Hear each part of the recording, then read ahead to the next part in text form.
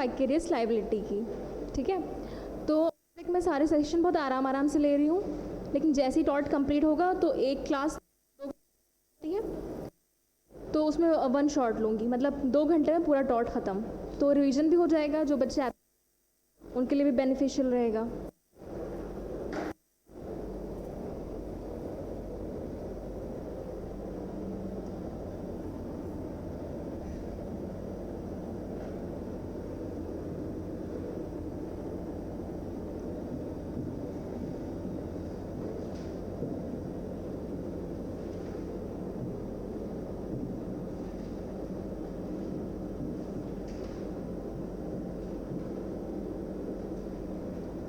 Vicarious liability की बात कर गई है 3 लोगों के कंटेक्स्ट में, master and servant,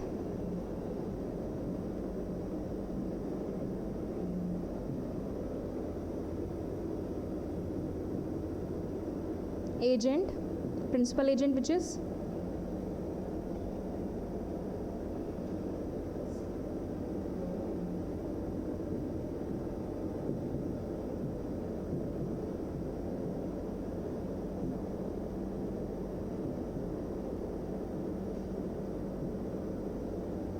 and third one is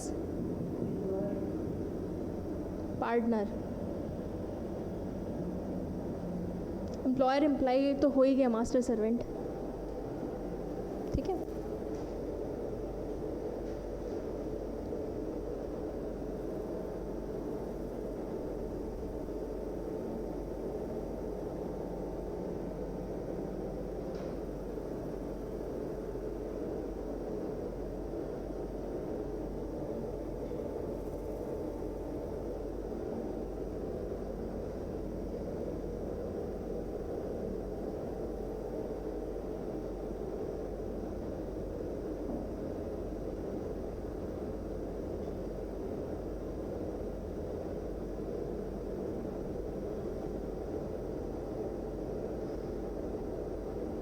erase करो ना, सॉरी, वाइकेरियस लायबिलिटी। हाँ, एक्सप्लेन भी करती हूँ।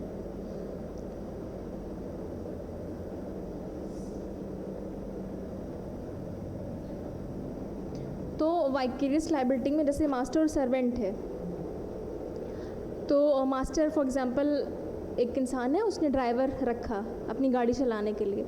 ड्राइवर अपने मालिक के लिए गाड़ी चलाता है, तो गाड़ी चलाते टाइम उससे कोई एक्सीडेंट हो जाता है, तो वहाँ पे जिसका एक्सीडेंट हो रहा है उसके पास ऑप्शन है, वो या तो सर्वेंट जो है यानी ड्राइवर उसके अगेंस्ट केस फाइल करे, या मास्टर के अगेंस्ट, या फिर दोनों के अगेंस्ट। ठीक है, तो इसमें जो लायबिलिटी होती है मास्टर और सर्वेंट की, या फिर प्रिंसिपल एजेंट बोलें या पार्टनर बोलें, जो 3 चीज़ें दे रखी हैं, इसमें लायबिलिटी होती है जॉइंट एंड सेवरल।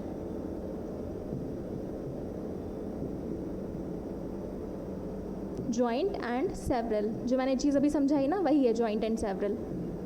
मतलब वो एक साथ भी दोनों को स्यू कर सकता है, अलग अलग भी कर सकता है।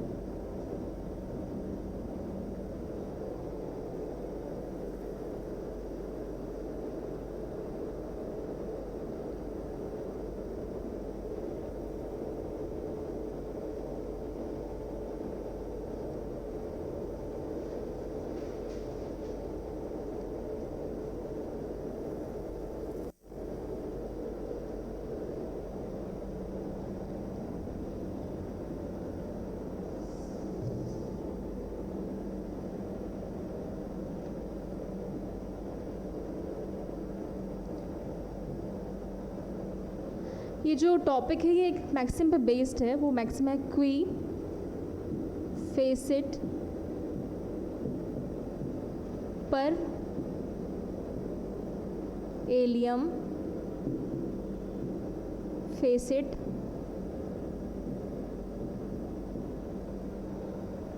पर, से।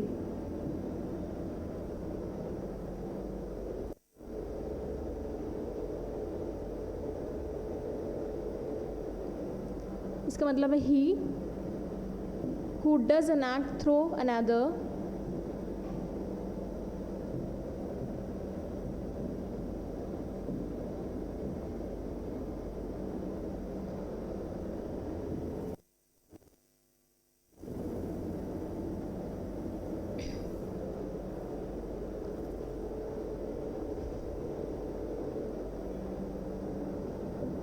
is deemed in law to do it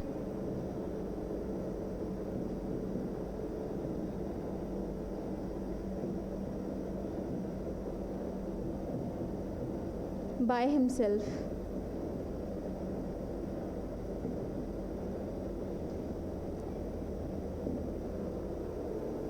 बहुत इंपॉर्टेंट मैक्सिम है ये।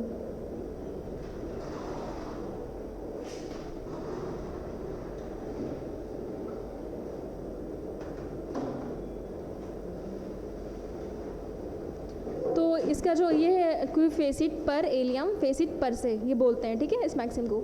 ही who does an act through another is deemed in law to do it by himself. तो लॉ में ये माना जाता है कोई इंसान कोई एक्ट कर रहा है किसी और के द्वारा, ठीक है, तो यही माना जाएगा कि उसने किया है। जैसे मास्टर ने सर्वेंट को रखा है ड्राइविंग के लिए, तो भले ही एक्सीडेंट होता है लेकिन मास्टर वहाँ पे लायबल होता है।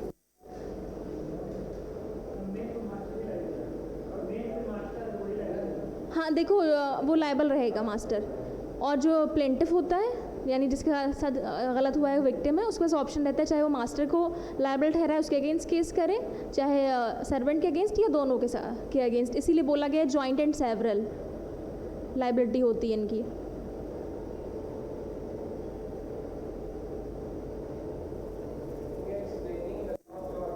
यस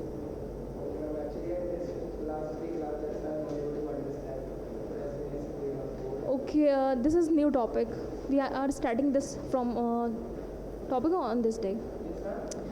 ये टॉपिक आज से स्टार्ट किया हम लोगों ने, ठीक है। तो अभी तक हम लोगों ने डिस्कस किया था टॉर्ट के बारे में कि टॉर्ट क्या होता है, फिर उसके बाद डिफेंसेस जो होते हैं वो डिस्कस कर रहे थे। आज हम लोग वाइकेरियस लायबिलिटी पढ़ रहे हैं।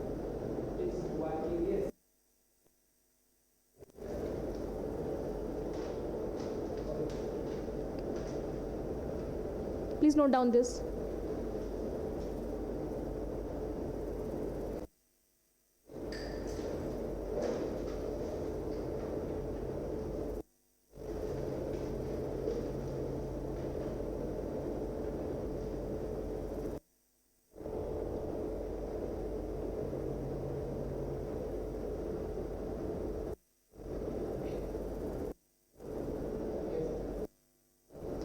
अच्छा, सब करो, आपका फ्रेंड है, ठीक है, आपने उसे अपनी बाइक या 4 व्हीलर कार चलाने को दी और उससे एक्सीडेंट हो जाता है, तो वहाँ पे कौन लायबल होगा? समझ नहीं आया, फिर से रिपीट कर रही हूँ। तुम्हारी कार है या मोटरसाइकिल है, कोई भी व्हीकल है, तुमने अपने दोस्त को दी चलाने के लिए, ठीक, उसने तुमसे मांगी, तुमने उसे दे दी चलाने के लिए, आपके दोस्त से एक्सीडेंट हो गया,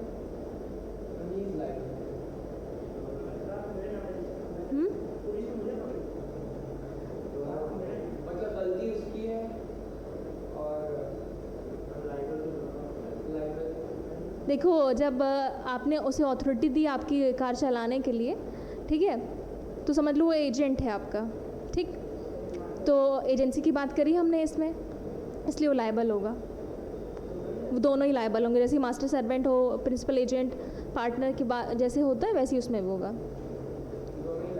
हाँ, तो जो है जो प्लेंटिफ है वो चाहे जो आपका दोस्त है उसके अगेंस्ट केस फाइल करें या फिर आपके अगेंस्ट या फिर दोनों के अगेंस्ट।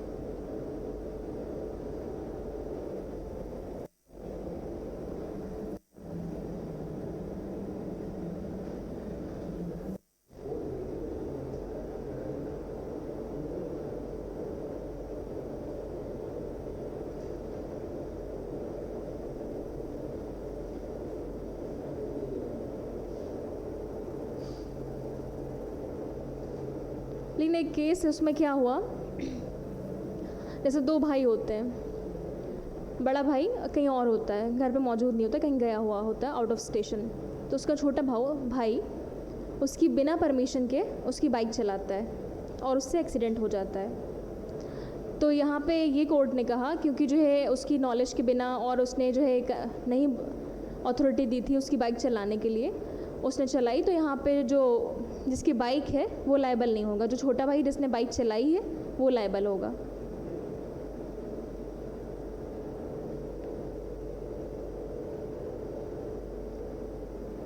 अच्छा, जैसे फर्म होता है तो जो पार्टनर्स होते हैं,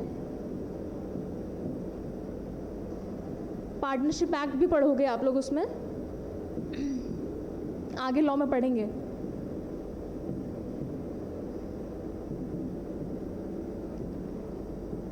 तो उसमें ये दे रखा है कि जब एक पार्टनर अगर कोई फ्रॉड करता है, कुछ भी करता है ना, तो जितने पार्टनर होते हैं सब एक सेम एक्सटेंट पे लायबल होते हैं। हाँ, यस।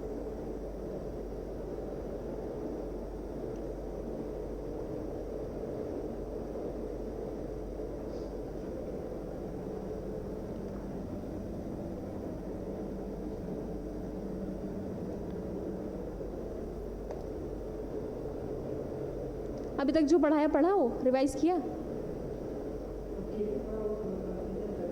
कन्फ्यूजन हो रहा है। कोई बात नहीं, जो वन शॉट लूँगी ना लास्ट में जब जैसे टॉट कंप्लीट हो जाएगा, तो उसमें जो उस दिन जो सेकंड क्लास थी उसमें ज़्यादा ही केस पढ़ा दिए, ठीक है? तो बस इंपॉर्टेंट मैक्सिमम इंपॉर्टेंट केसेस करा दूँगी। केसेस में रहते क्या है? केसेस में क्या रहे? मतलब वो केसेस रहते हैं टॉट्स के। हाँ, अभी हम रहते हैं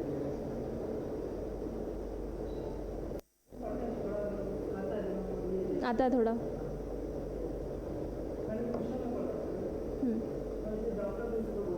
हम्म।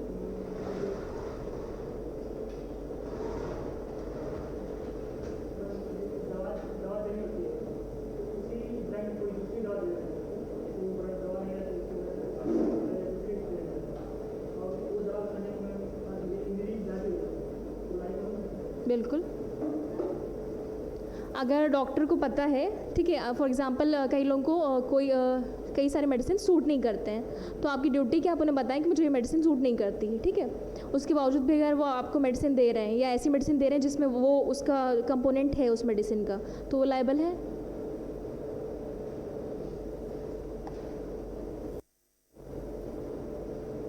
जैसे अब बहुत ज़्यादा फ्रॉड होने लगा, डॉक्टर्स क्या करते हैं, एक जेनरिक दवा होती है, एक और दवा होती है, तो जिसमें उन्हें ज़्यादा प्रॉफिट होता है जबकि वो नुकसानदेह होती है पेशेंट के लिए, वो लिखते हैं, जबकि वो लीगल जबकि वो लीगल नहीं होती है।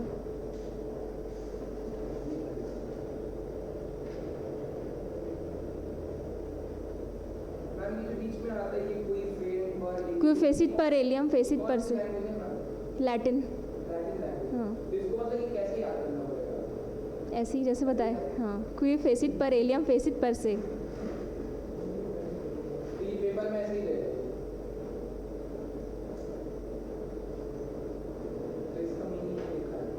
हाँ, कई बार जैसे मैक्सिम दे दिया, मीनिंग पूछ लिया, इस तरह से करते हैं, या पूछ लिया कि किस हाँ, डैमनम साइन इंजुरिया, इंजुरिया साइन डैमनम, हाँ, ये सब भी मैक्सिम्स हैं।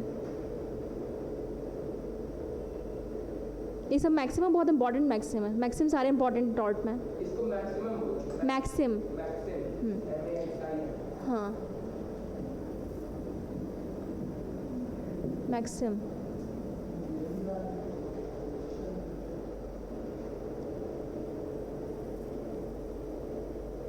एक और टर्म है रिस्पोंडिएट सुपीरियर।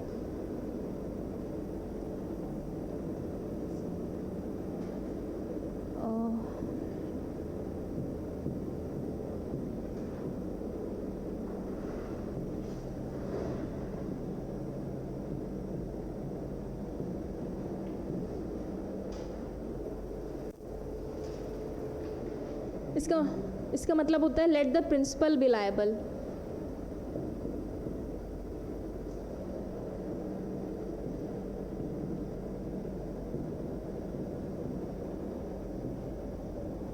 ये भी लिखिए।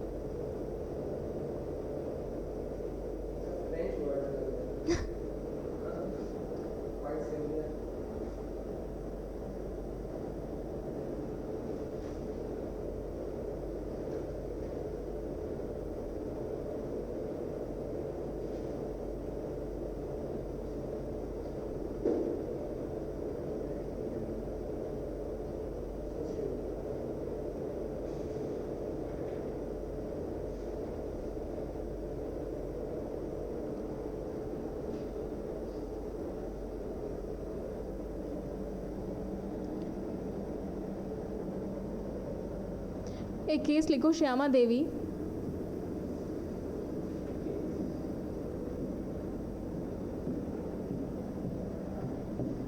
Versus State Bank of India. Ma'am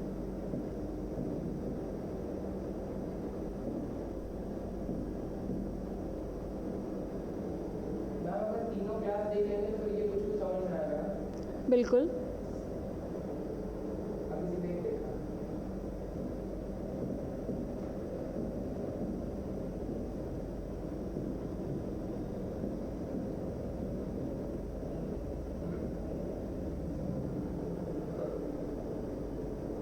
तो मैं जो है उस दिन मैंने सेकंड क्लास में बहुत ज़्यादा केस पढ़ाए थे, तो आप लोग कंफ्यूज हो रहे थे, तो मैं बस बता दूंगी कि ये केस था तो उसमें ये हुआ था, ठीक है। अगर वो इंपॉर्टेंट नहीं इंपॉर्टेंट है तो मैं नाम बताऊंगी, लिखवाऊंगी। इस केस में क्या होता है, Shyama Devi versus State Bank of India. इसमें एक इंसान जाता है, उसका जो प्लेंटिफ होता है उसका दोस्त होता है बैंक में, ठीक। वो उसे कुछ अमाउंट देता है और चेक देता है कि मेरा सबमिट कर देना, और उससे ना रिसिप्ट लेता है। तो कोर्ट ने और फिर वो पैसे खा जाता है, हड़प जाता है, वापस नहीं करता अपने दोस्त को। तो उसमें कोर्ट ये कहता है कि यहाँ पे बैंक लायबल नहीं होगा, भले ही वो बैंक का एम्प्लॉय था वो इंसान, लेकिन उसने कोई प्रॉपरली तो फॉर्मल में जो करी नहीं। अगर हम लोग जा रहे हैं, जैसे हम लोग गए बैंक, आप जाएँ या मैं जाऊँ, ठीक है, कोई चेक सबमिट किया या अमाउंट सबमिट किया तो उसकी रिसिप्ट मिलती है, ठीक है। उन्होंने कोई रिसिप्ट नहीं ली अपनी, तो कोर्ट ने बोला कि एक बैंक और एम्प्लॉय के रिलेशन में इन्होंने कोई काम नहीं किया, बल्कि इन्होंने फ्रेंड की कैपेसिटी में किया, इसलिए यहाँ पे बैंक लायबल नहीं होगा। हाँ हाँ, क्या चीज़? हाँ, लेकिन बैंक का एम्प्लॉय था ना वो, तो यहाँ पे लेकिन बैंक लायबल नहीं होगा, क्योंकि जो प्लेंटिफ था उसने जो फ्रेंड की कैपेसिटी में वो काम कराया। प्लेंटिफ वो होता है ना, बोलिए। केस करता है। हाँ, और डिफेंडेंट डिफेंडेंट जो केस सामने से डिफेंड करता है।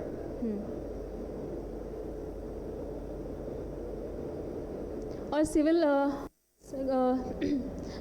में क्या होता है, प्लेंटिफ जो भी अपने प्लेंट जो दायर करता है उसमें जो भी एलिगेशंस लगाता है उसे बोलते हैं प्लेंट, ठीक है। आप पूरा सबमिट करोगे ना कि आप क्या एलिगेशंस लगा रहे हो, तो इसका जो जवाब देता है डिफेंडेंट उसे बोलते हैं रिटन स्टेटमेंट।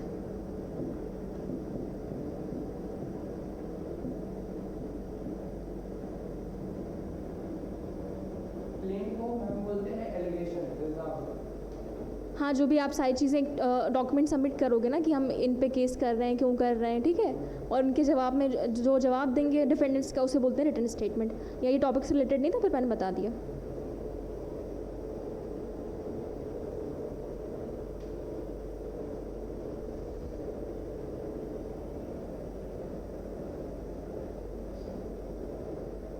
इरेज करूँ?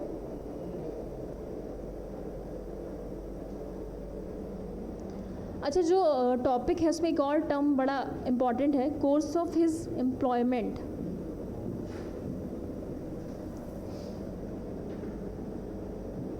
तो मास्टर और सर्वेंट की जो बात करी गई है इसमें,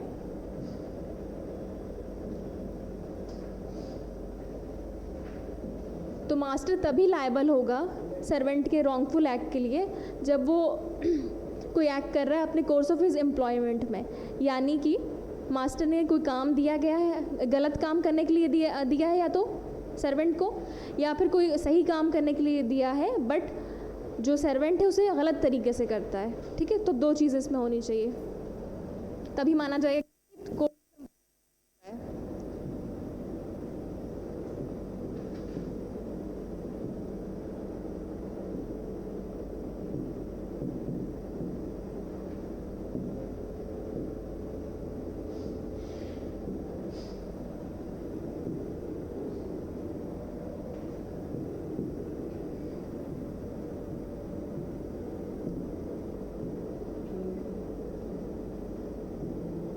मास्टर ऑथराइज कर रहा है सर्वेंट को कोई रॉन्गफुल एक्ट करने के लिए।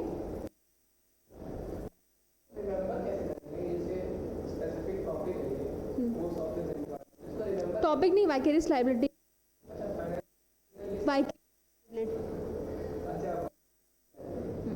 उसमें ये कहा गया ना कि जो सर्वेंट है वो कोर्स ऑफ मतलब जो एक्ट हो रहा है कोर्स ऑफ हिज एम्प्लॉयमेंट में होना चाहिए, तो इसे डिफाइन करा गया कि कोर्स ऑफ एम्प्लॉयमेंट है क्या।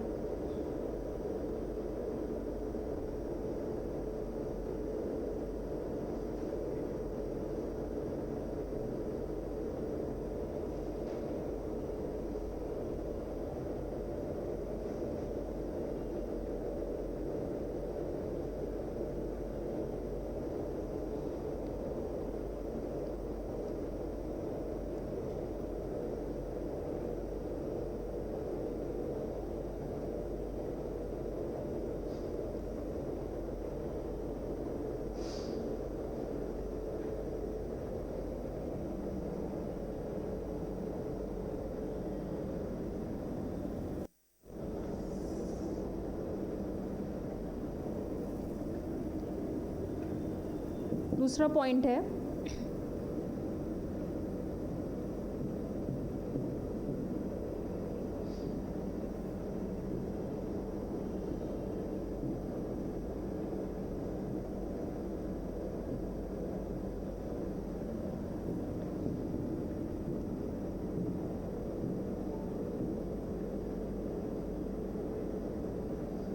Servant does the act in a wrongful way, मतलब मास्टर ने तो सही काम करने के लिए दिया है लेकिन वो गलत तरीके से कर रहा है।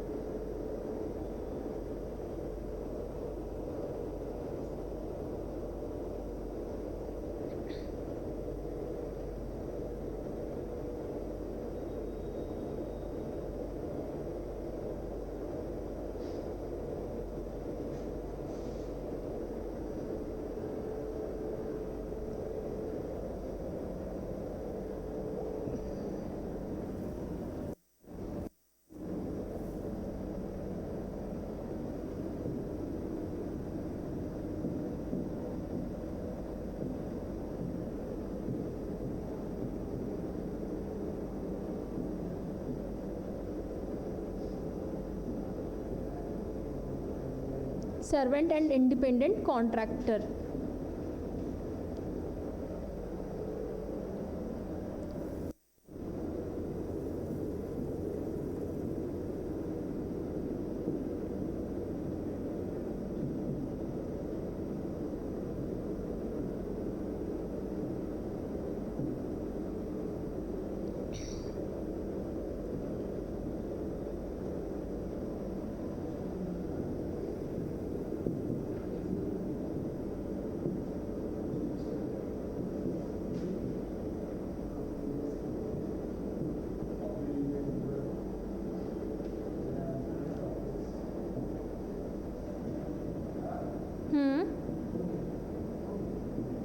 बोलिए। अच्छा ये बताओ,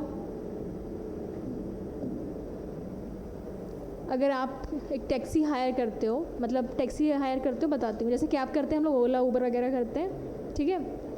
तो जो ड्राइवर है ओला उबर वगैरह का, उससे कोई एक्सीडेंट होता है तो क्या आप लायबल होंगे? तो वही चीज़ है कि वो तो इंडिपेंडेंट कॉन्ट्रैक्टर है ना, आपका तो सर्वेंट वो है नहीं, तो आप कैसे लायबल हो जाओगे?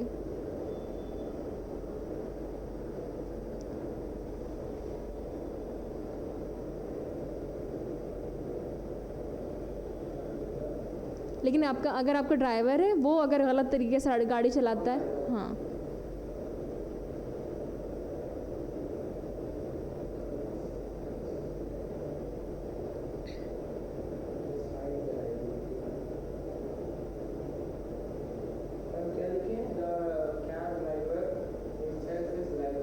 देखो, हाँ कैब ड्राइवर लायबल होगा।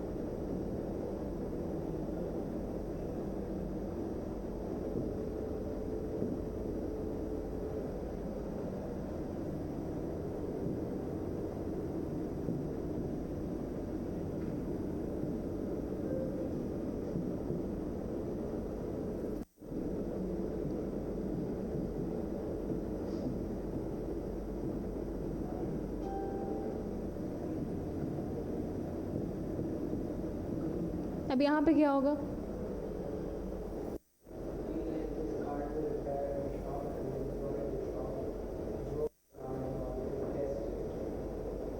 और एक्सीडेंट हो जाता है।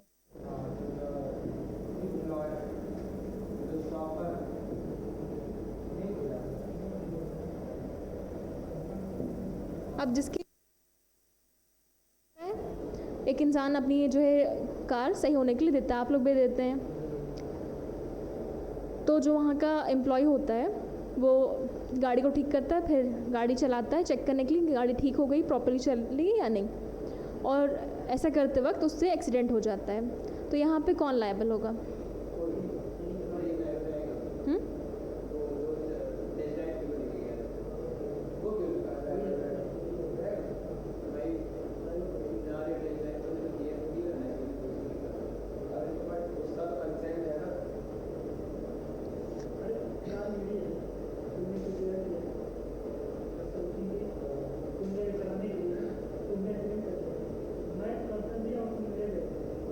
यहाँ पे एक्सीडेंट किससे हो रहा है?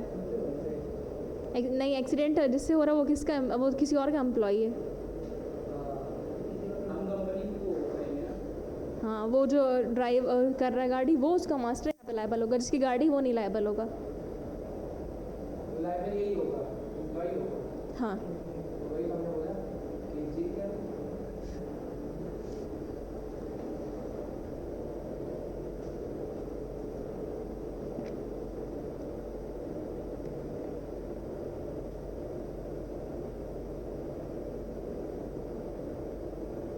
अच्छा, जो जनरल रूल है कि जो है एम्प्लॉयर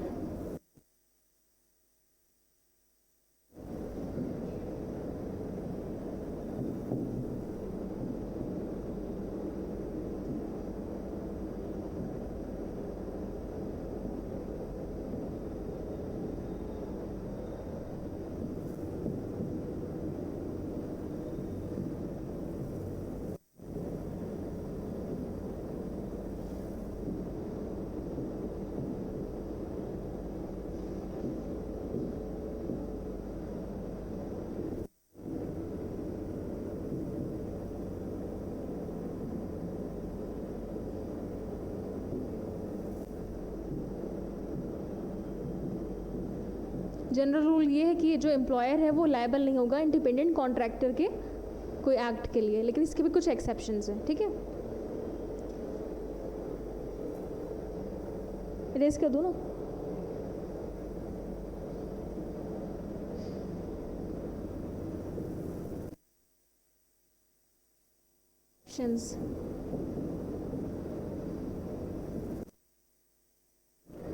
तो अगर आप खुद से इलीगल काम करा रहे हैं तो आप लायबल हैं।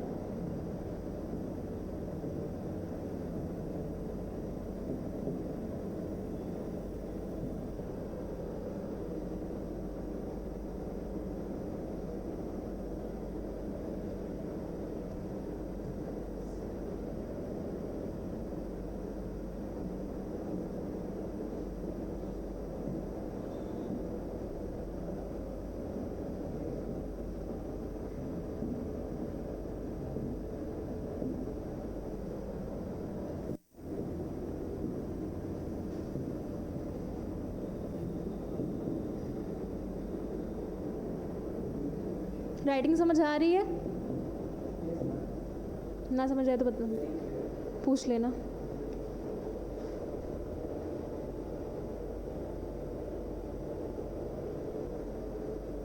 या तो ऑथराइज कर रहा है या बाद में ऑथराइज कर दे।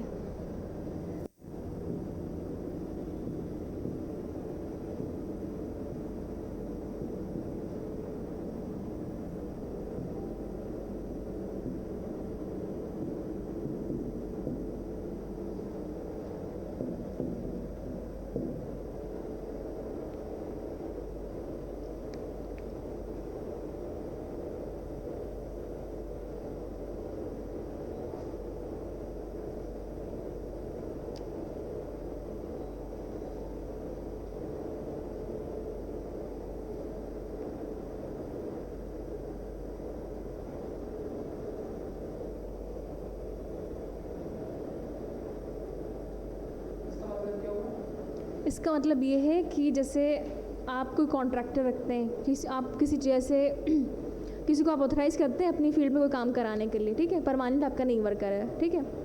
लेकिन अगर आप खुद गलत काम करा रहे हैं उससे, आप सपोज़ करो आप हायर कर रहे हो किसी को मर्डर करने के लिए, तो वो खुद में गलत है। या किसी ने कोई काम करा गलत और आपको पता लगा कि गलत किया है, तब भी आप उस चीज़ को अप्रूव कर रहे हो, उस चीज़ को सही नहीं करा रहे हो, तो वो चीज़ है ये। दूसरा एक्सेप्शन है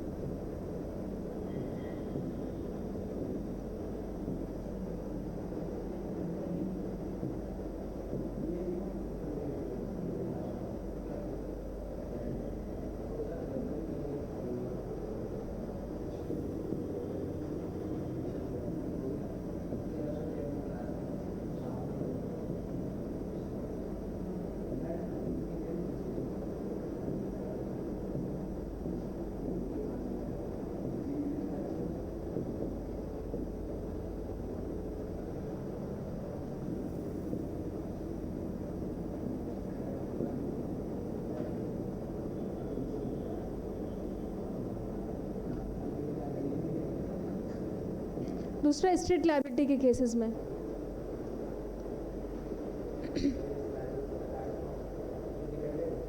contractor in case of strict liability, अब ये लिख लो, फिर स्ट्रिक्ट लायबिलिटी डिस्कस करेंगे क्या होता है।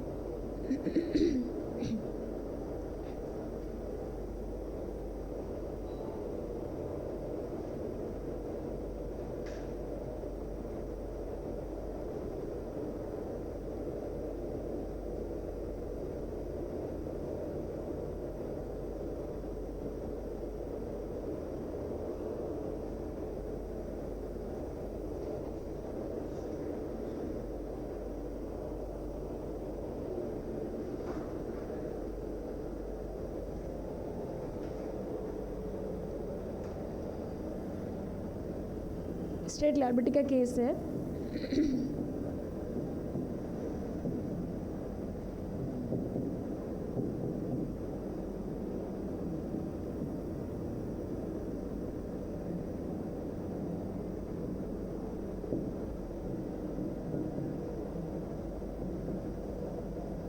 Reliance versus Fletcher.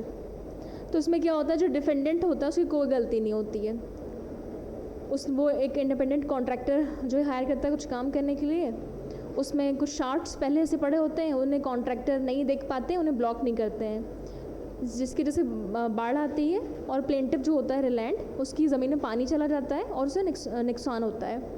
तो इस केस में कहा गया कि स्ट्रिक्ट लायबिलिटी इस केस से इवॉल्व हुई, ठीक है। भले यहाँ पे जो फ्लेचर है, जो डिफेंडेंट, उसकी कोई गलती नहीं थी, तब भी उसे कॉम्पन नाम है ये, हाँ वो भी नाम है, ये प्लेंटिफ था, प्लेंटिफ का नाम इधर होता है, ठीक है।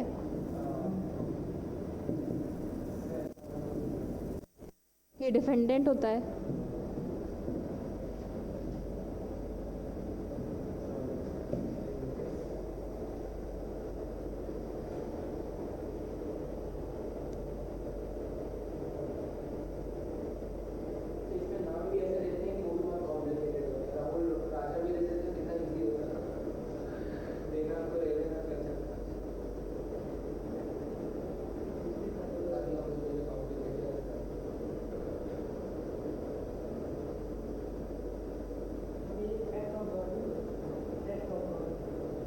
नहीं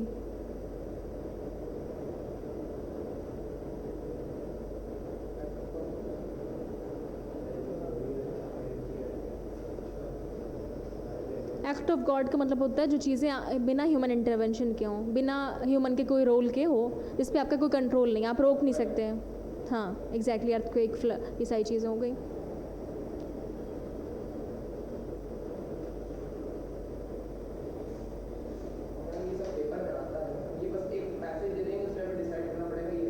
हाँ, और पैसेज में आंसर नहीं होता है, तुम्हें अगर पहले से नहीं पता है तो आंसर नहीं कर पाओगे। ये सब एक वो है, क्या बोलते हैं, केसेस है, हाँ, केसेस भी इम्पॉर्टेंट है जो मैं पढ़ा रही हूँ मैक्सिमम। नहीं, बहुत टफ, पढ़ लोगे तो हो जाएगा।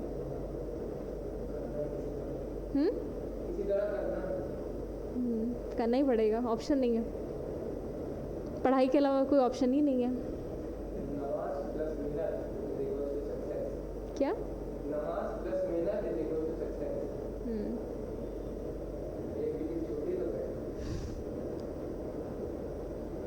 ऊपर वाले को छोड़ा तो मरने के बाद वो तो मैं नहीं छोड़ेगा। बैलेंस बना के चलो चीज़ों में।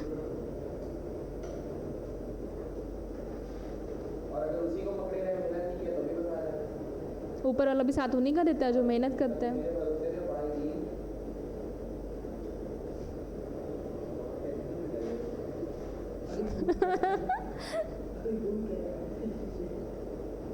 अभी घूम के आए?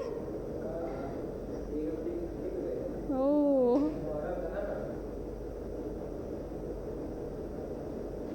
मुहर्रम तो घूम के कहाँ आया है? तब तो वो मातम करके आया होगा।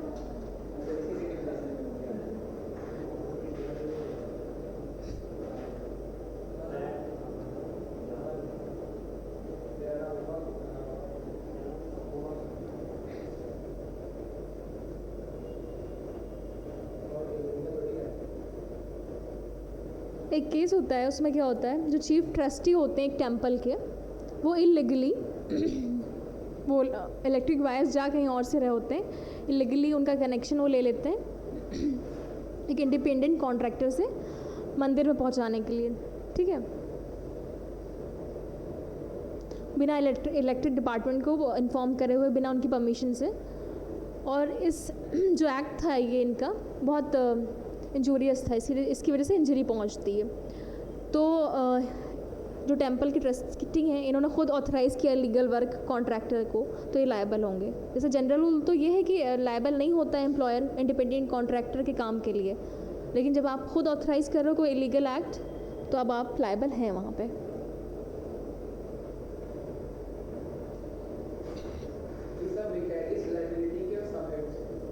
ये वाइकेरियस लायबिलिटी ही हम लोग डिस्कस कर रहे हैं, आज वही डिस्कस करेंगे।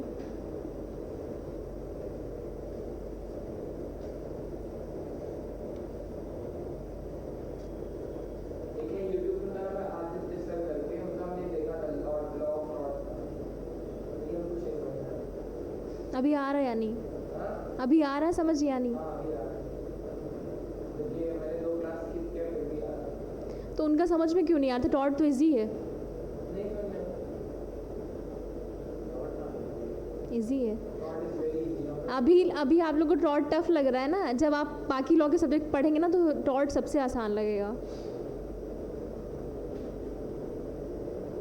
टॉर्ट तो मतलब बेसिकली होता है ना रॉन्ग, सिविल रॉन्ग, हाँ।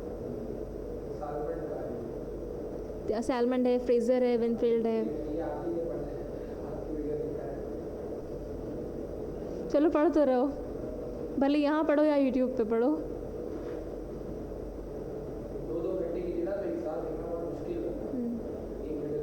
अच्छा, मैं भी आराम आराम से पढ़ा रही हूँ क्योंकि तुम लोग नए बच्चे भी 12th पास हो। अलग ये है, बिल्कुल अलग स्ट्रीम। कोई ह्यूमैनिटीज़ से आता है, कोई जो है साइंस, लेकिन कोई मतलब नहीं है ना, ये तो लॉ 12th के बाद अलग ही होता है। तो एक 1 शॉट लूँगी, उसमें पूरा ख़त्म करेंगे हम लोग, रिवीजन भी हो जाएगा, ठीक है। और दूसरी चीज़, जब टॉर्ट जैसे ही कंप्लीट होगा तो मैं MCQ कराऊँगी। क्यू? हाँ। अच्छा मैम, पेपर पढ़ने की जरूरत नहीं ना, करा दीजिएगा। पेपर PYQ सॉल्व करवाऊँ, मतलब प्रीवियस ईयर क्वेश्चन पेपर्स? नहीं, न्यूज़पेपर सेशन। अच्छा, न्यूज़पेपर सेशन लास्ट वीक होना था संडे को, लेकिन अब इस संडे से होगा। तो वही मतलब हम घर पे नहीं पढ़े ना, आप पढ़ा दीजिए।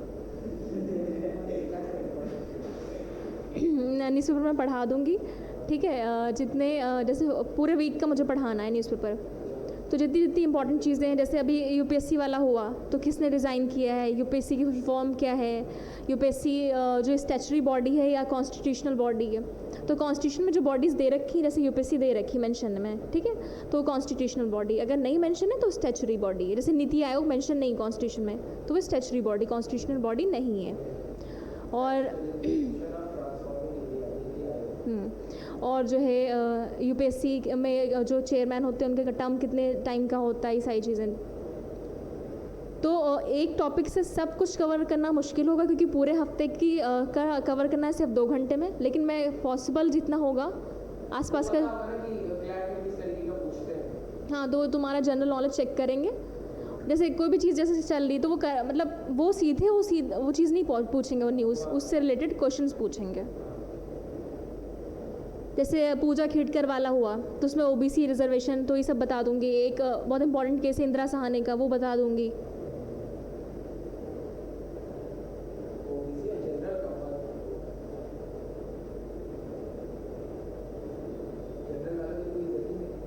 ऐसा नहीं है,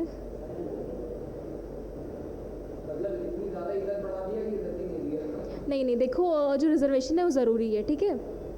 गलती हम लोग की है ना, हम लोगों ने उन्हें पहले डाउन ट्रोडन समझा, जो अपर कास्ट थी उन्होंने गलत किया ना, उन्हें इसीलिए कास्ट रिजर्वेशन दिया गया ताकि वो आगे बढ़ सकें। जब एजुकेशन में आगे बढ़ेंगे, अच्छी पोस्ट पे होंगे, तो फिर लोग उनकी कदर करेंगे, इज्जत करेंगे। लेकिन अभी देखो जैसे पूजा खेड़कर हैं, उनकी 40 करोड़ की प्रॉपर्टी है, बहुत सारी चीज़ें हैं, तो ऐसे इंसान को तो रिजर्वेशन नहीं मिलना चाहिए।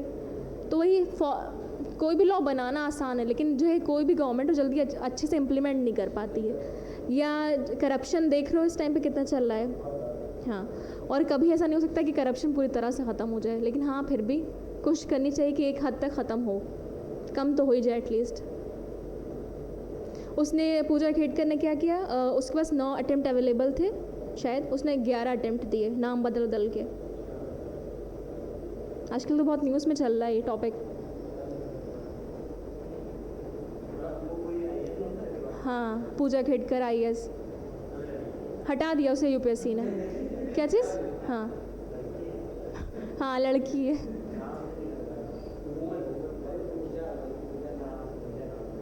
खेड़कर उसका सरनेम है। नेट का एग्ज़ाम दिया था मैंने, पहले जो है अगले दिन बोलते हैं कि सक्सेसफुल हुआ है, फिर अगले दिन बोलते हैं कि जो है शायद लीक हुआ है, कैंसिल कर दिया। अब CBI ने जो है उसमें एविडेंस सबमिट किए हैं कि लीक नहीं हुआ था, वो एक स्कूल के स्टूडेंट ने डॉक्टरेट किया था पेपर।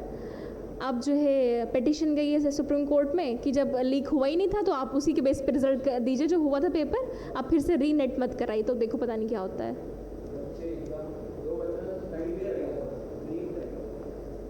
नीट का चल रहा है, लेट्स सी क्या होता है।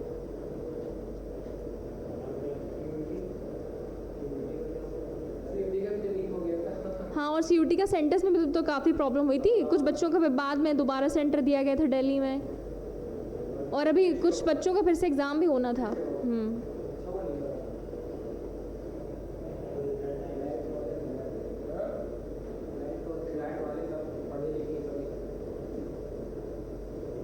लेकिन क्लैट में कंसोर्टियम ऑफ NLU की को क्या करना चाहिए, अभी तक सिर्फ इंग्लिश मीडियम में देते हैं पेपर। एक साइड जैसे बाकी पेपर यही होता है, एक साइड हिंदी में रहता है, एक साइड इंग्लिश में रहता है। और जो है ज़रूरी मतलब देखो बहुत से बच्चे अभी भी ऐसे हैं जो हिंदी मीडियम के हैं, तो एक तरह से ये भी है ना। हाँ, तो उनका राइट वायलेट हो रहा है। बार बार ये मुद्दा उठता है, लेकिन अभी तक हो नहीं पाया इस पर कुछ, पता नहीं। तो हिंदी में बेटा आसान हिंदी नहीं होती है, बहुत भयंकर हिंदी होती है। और इंग्लिश मीडियम वालों की तो हिंदी बहुत बेकार होती है। मेरा भी साथ भी 10th तक हिंदी पढ़ी, उसके बाद कोई हिंदी से वास्ता नहीं है। अब जो है नॉर्मल हिंदी भी लिखने में मुश्किल होती है। हाँ, वही होता है।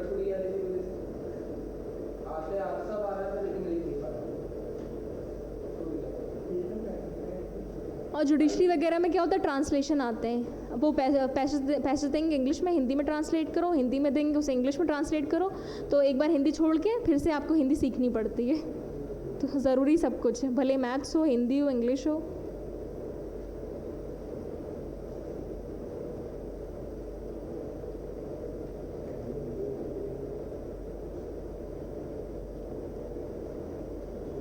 अच्छा, कोई हॉस्पिटल है, ठीक है, तो तो अगर स्टाफ उसकी नर्स कोई नेग्लिजेंट एक्ट करती हैं, उनसे कुछ गलत होता है किसी की पेशेंट के देख रेख में, तो लायबल होगा हॉस्पिटल।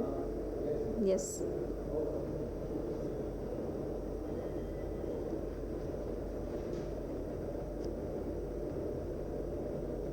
इसके बाद कॉन्ट्रैक्ट स्टार्ट होगा। कॉन्ट्रैक्ट बेटा कल से हम लोग पढ़ेंगे। जैसे सर ने जो शेड्यूल मुझे भेजा था उसमें आज की टॉट की क्लास लगाई है, कल की कॉन्ट्रैक्ट की। कल आपकी क्लास है? हाँ, 10 से 12 है।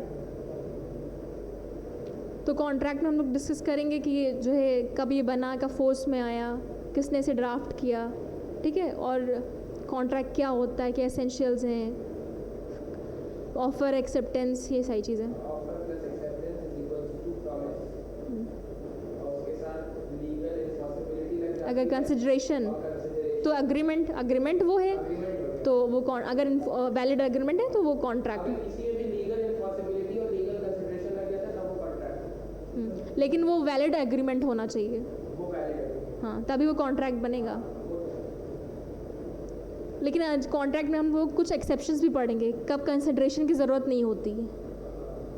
हाँ, बहुत सारे ना सोशल कॉन्ट्रैक्ट, कमर्शियल कॉन्ट्रैक्ट हमने देखे जिसके सब्जेक्ट्स ऐसे चलना वाले अच्छा, जो मैंने कल ही न्यूज़ भेजी थी ना पूरे वीक की, इंडियन एक्सप्रेस की, किसने किसने पढ़ी थी? ग्रुप में भेजा था। हाँ, एक बार पढ़ लेना क्योंकि ज़्यादा अभी या जो कोमल के नाम से आता नहीं, कोमल नहीं, दूसरा ग्रुप है लेवल अप के नाम से। वो देखो कितना प्राउडली बोला मैंने बनाया था, ऐसा लगा पता नहीं क्या भैया। नहीं 5-6 ग्रुप है। अच्छा, 5-4 है, हाँ 5 हम तो एक ही पे हैं। तो मैं भूल गया वो। मतलब कि सर ने बनाया कि तुम लोग ने बनाया? क्या क्या हाँ? उसमें क्या रहता है? उसमें तो और वो भी उसमें मैं कर रही हूँ, मैं करती हूँ, इसमें नहीं आती। मैं वाले सर बने जो आते हैं वाले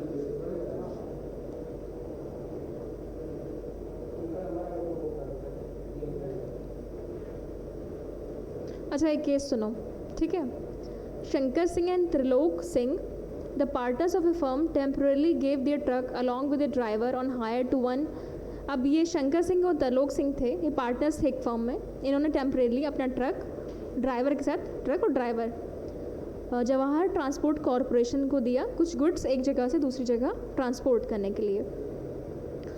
तो गुड्स ट्रांसपोर्ट करते time Kundan Lal Kohli, an employee of the, जो कुंदन लाल कोहली एक हैं, वो जवाहर ट्रांसपोर्ट को के एम्प्लॉय हैं। वो जैसे ड्राइवर की सीट होती है, ड्राइवर की सीट के पास वाली जो सीट होती है वहाँ पे बैठ गए, और ड्राइवर जो है रैश एंड नेग्लिजेंट ड्राइविंग कर रहा था, ठीक है। तो एक्सीडेंट हुआ और जो कुंदन लाल कोहली थे जो उसके बगल में बैठे थे, उनकी डेथ हो गई। तो यहाँ पे सवाल ये उठता है कि क्या जो शंकर सिंह और त्रिलोक सिंह, जिनका वो ड्राइवर और ट्रक था, वो लायबल होंगे यहाँ पे? और ये केस करा था जो जिसकी डेथ हुई उसकी बीवी ने, ठीक है। अच्छा, जो जिसकी डेथ हो जाती है उसे बोलते हैं डिसीज्ड, पता है? नहीं, बताती हूँ।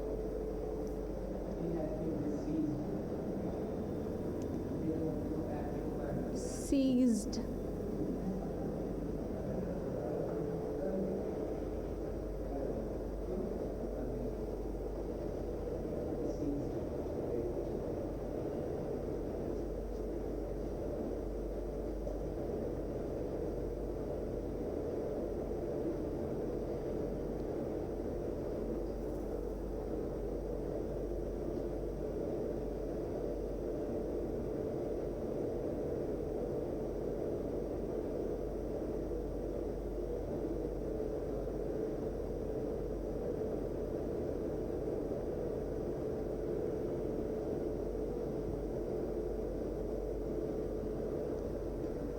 तो इस कोर्ट में, इस केस में कोर्ट ने कहा कि यहाँ पे सिर्फ सर्विसेज ट्रांसफ़र हो रही हैं, पूरी अथॉरिटी जैसे आपने दिया है अपना ट्रक और ड्राइवर, अथॉरिटी उसके पास नहीं कि वो डायरेक्ट करे, उस सर्वेंट को, ड्राइवर को, ठीक है। तो यहाँ पे लायबल था जिसका ड्राइवर और ट्रक था। ये तो बहुत ऑब्वियस था। हाँ, लेकिन हर केस में अलग अलग कोर्ट डिसाइड करते हैं चीज़ें।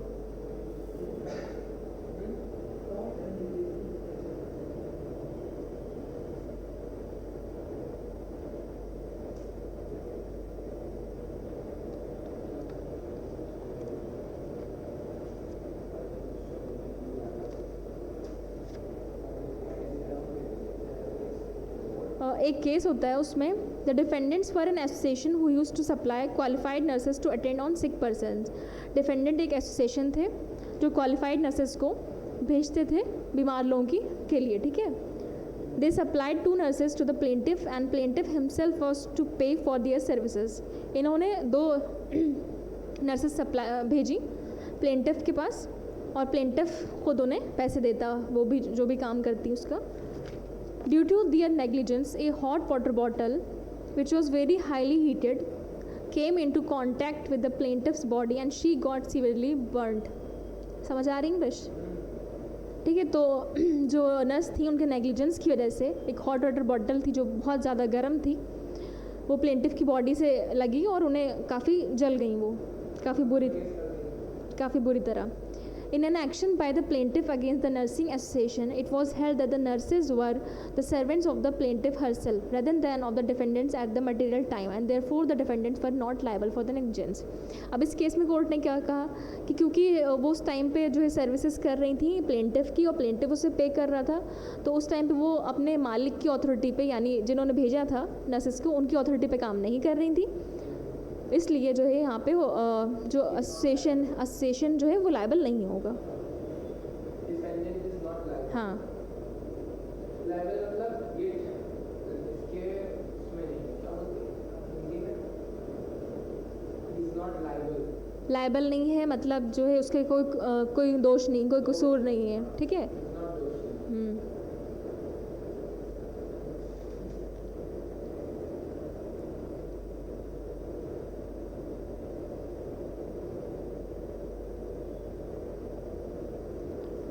अच्छा, जो वाइकेरियस लायबिलिटी है इसके लिए ज़रूरी नहीं है कि जो मास्टर सर्वेंट है या जो मतलब बहुत टाइम के लिए इनका रिलेशनशिप होना चाहिए। अगर एक दिन, आपने लिखा है ना विकेरियस, क्या वाइकेरियस बोलते हैं। हाँ, इसमें आपने मास्टर एंड सर्वेंट लिखा है, इसका क्या मतलब है? मास्टर एंड सर्वेंट का मतलब ये है कि मास्टर सर्वेंट जो मैं एग्जांपल दे रही हूँ, जैसे ड्राइवर वाला हो गया, इस तरह से। और principal and agent? Principal agent, जैसे आप किसी को भी काम देने के लिए देते हैं ना, जैसे मैं हूँ प्रिंसिपल, मैंने कोई काम ऑथराइज़ किया, वो मेरा एजेंट, वो मेरे लिए काम कर रहा है, तो एजेंट हुआ ना। और पार्टनर्स, जैसे फर्म वाला एग्जांपल दिया, कई लोग एक किसी बिजनेस को चलाते हैं तो पार्टनर्स हुए, ठीक है।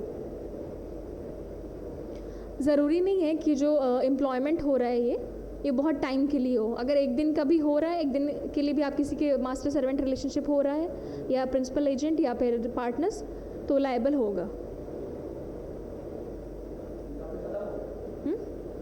थोड़ा सा बचा है। फिर एक केस उसमें ये होता है कि ए अपने फ्रेंड बी से कहता है कि तुम मेरी गाड़ी इस डिस्टेंस से यहाँ तक ले आओ, फिर वहाँ पे तुम्हें मिल जाऊँगा। तो यहाँ पे जो बोलता है गाड़ी लाने के लिए, वो लायबल होता है।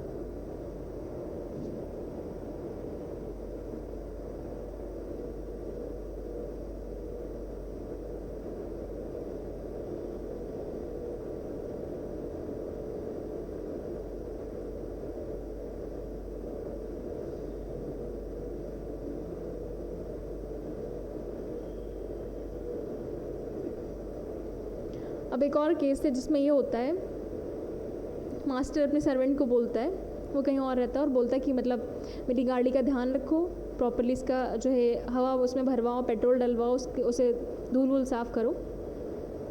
तो एक दिन वो क्या करता है, सर्वेंट गाड़ी लेके जा रहा होता है पेट्रोल भरवाने के लिए और टायर्स की हवा चेक कराने के लिए।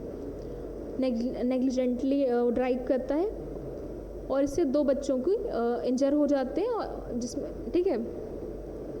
तो इस केस में जो सर्वेंट होता है वो अपने कोर्स ऑफ एम्प्लॉयमेंट में एक्ट कर रहा है, यानी उसे वो काम दिया गया है गाड़ी की देख रेख करने के लिए, उसी चीज़ के लिए वो जा रहा है। तो यहाँ पे मास्टर लायबल होगा।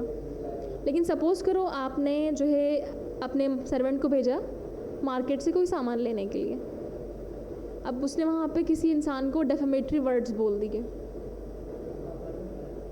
तो हाँ, डेफेमेटरी का मतलब होता है किसी इंसान की रेपुटेशन को हार्म पहुँचाना। डेफेमेशन पढ़ेंगे तो यहाँ पे क्या होगा?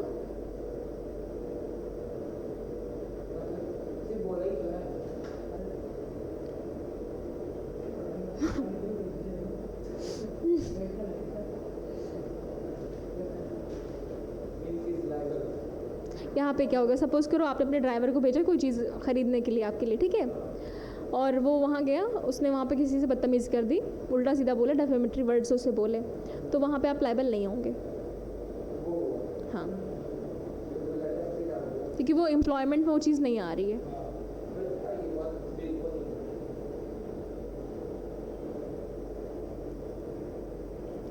और एक केस में कहा गया कि मास्टर जब जो सर्वेंट है वो अगर अपने कोर्स ऑफ एम्प्लॉयमेंट में कोई एक्ट कर रहा है भले अपने बेनिफिट के लिए, तो मास्टर वहाँ पे लायबल होगा। जैसे इसमें क्या होता है, जो सर्वेंट होता है मतलब वो डॉक्यूमेंट्स के साथ छेड़छाड़ करते हैं एक एम्प्लॉई के और अपने फ़ायदे के लिए, ठीक है। मास्टर को कोई फ़ायदा नहीं हो रहा होता है वहाँ पे, तभी वहाँ पे मास्टर लायबल होता है।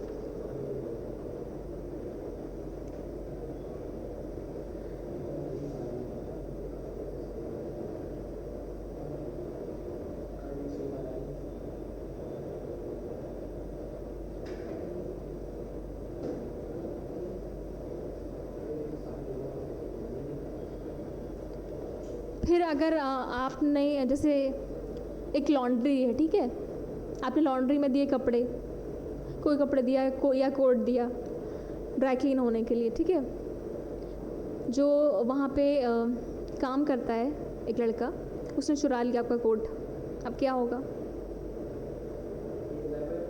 कौन लायबल होगा? तो पहले तो कहा गया एक केस में कि लायबल नहीं होगा, अगर कोई सामान जैसे मास्टर को दिया गया है और उसका सर्वेंट अगर चुरा लेता है तो मास्टर लायबल नहीं होगा। फिर ये लॉन्ड्री वाला केस इसमें कहा गया कि लायबल होगा।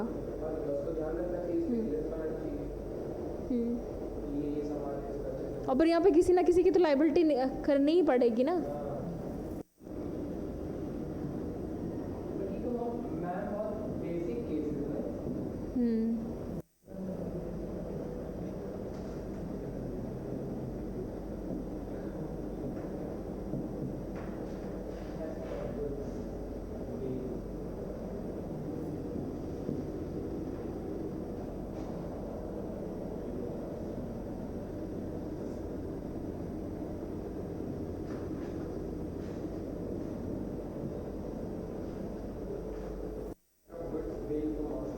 हाँ, बेल्ट का मतलब होता है ये बेलमेंट्स वर्ड है, ठीक है।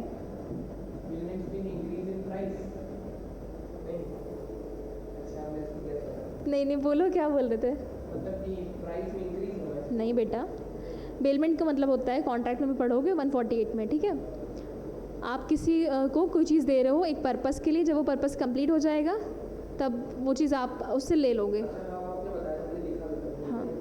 तो होता बेलमेंट। और जो दे रहा होता है उसे बोलते हैं बेलर, जिसे दिया जाता है वो सामान वो होता है बेली। ये सब पूरा डिटेल में डिस्कस करेंगे उसमें। बेलमेंट लिखवाया था। पूरा डिटेल में डिस्कस करेंगे, टॉपिक है कॉन्ट्रैक्ट में।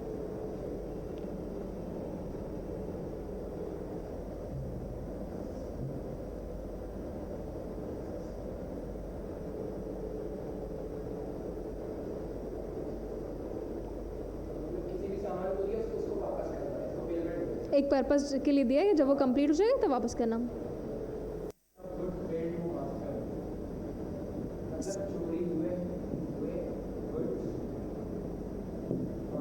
ये जो मैंने वो बताया ना लॉन्ड्री वाला केस, उसका नाम ये है।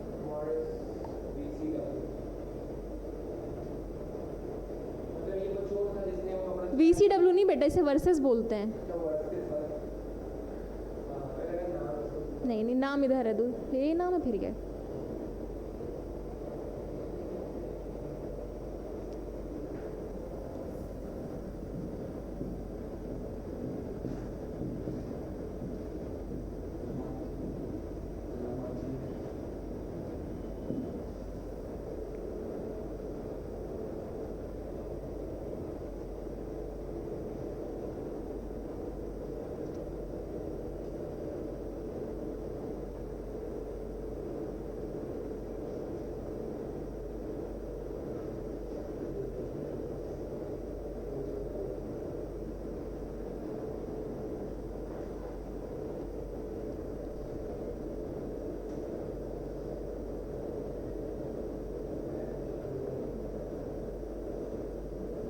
क्या हुआ, परेशान हो? अभी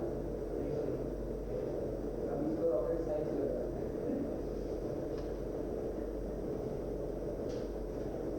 धीरे-धीरे आएगा।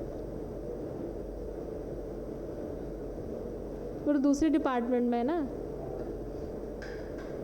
मेरी डिपार्टमेंट यही है। ये इसी डिपार्टमेंट का फर्स्ट है, इसका डेमो क्लास है। अभी वो भी डेमो क्लास है। नहीं, आप COT में है ना, क्लैट में ही हो।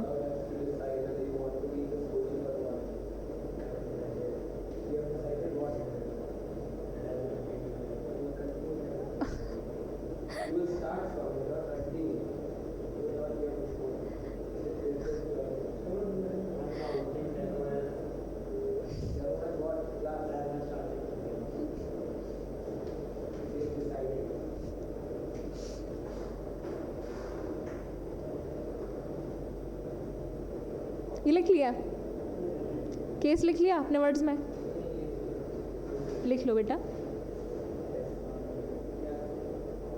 मैंने बताया कि एक लॉन्ड्री होती है, लॉन्ड्री में कोड दिया ड्राई क्लीन होने के लिए, जो लॉन्ड्री पे सर्वेंट जो होता है वो चुरा लेता है, तो यहाँ पे मास्टर लायबल होगा।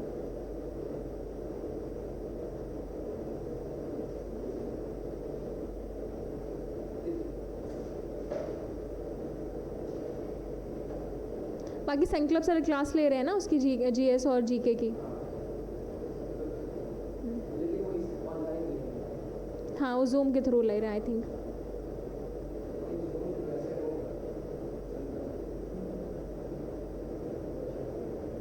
लिख लिया बेटा ये? नहीं,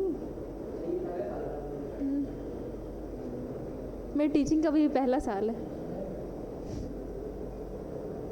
आप लॉयर हैं, ऑफिशियल लॉयर? नहीं, मैंने ग्रेजुएशन किया फिर मास्टर्स किया, अभी मास्टर्स इसी बार कंप्लीट हुआ था मई में। आगे का क्या है? आगे का है तो अल्टीमेटली जुडिशरी का, बट उससे पहले ये है कि अभी जैसे मेरी पूरी एजुकेशन कंप्लीट हो चुकी है, तो जब तक आपका एक प्लान B तैयार नहीं होगा, हर रोज़ टेंशन होगी कि कुछ कर नहीं रहे हैं, नहीं जुडिशरी क्लियर हुआ तब क्या होगा। अच्छा, जुडिशरी जो है वो बहुत अनसर्टेन है, ठीक है। जैसे UPSC होता है तो पूरा उसका हर साल का कैलेंडर रिलीज़ हो जाता है कि कब एग्ज़ाम होगा, कब प्री होगा, कब इंटरव्यू होगा, सारी चीज़ पहले से डेट फिक्स रहती हैं। जुडिशरी का कब वैकेंसी आएगी नहीं पता। जैसे जो UP जुडिशरी का हुआ था ना अभी, वो 4 साल बाद हुआ था, 4 साल तक जुडिशरी का UP, क्योंकि देखो स्टेट वाइज है ये, हर स्टेट का अलग अलग होता है मेरा भी है जुडिशरी का। और सिलेबस अलग हो जाता है। तो आप मुझे थोड़ा इसके बारे में एक्सप्लेन करके बताइए। एक्सप्लेन करूँ? अच्छा ठीक है, नहीं मतलब ये लोग नहीं करना तो पहले नहीं मैं बता देती हूँ, क्योंकि कल को जो है मोस्टली लोगों का ये सपना होता है जुडिशरी में जाने के लिए, ठीक है। तो जुडिशरी का देखो हर स्टेट का अलग अलग होता है, ठीक है। कहीं पे स्टेट पब्लिक सर्विसेज कंडक्ट कराती हैं और कहीं पे जो है हाई कोर्ट वहाँ का कंडक्ट कराता है। 3 फेज रहेगा, प्री, मेंस और इंटरव्यू। इंटरव्यू होता है जुडिशरी हाँ, वहीं से बोल जाए। जैसे UPSC में 3 फेजेस है, वैसे ही जुडिशरी में भी होता है। और मतलब हर सिचुएशन बहुत वो है, समझ लो अगर इंटरव्यू से बाहर आ गए तब कैसा लगता है, फिर से आप शुरू करो प्री, मेंस, इंटरव्यू।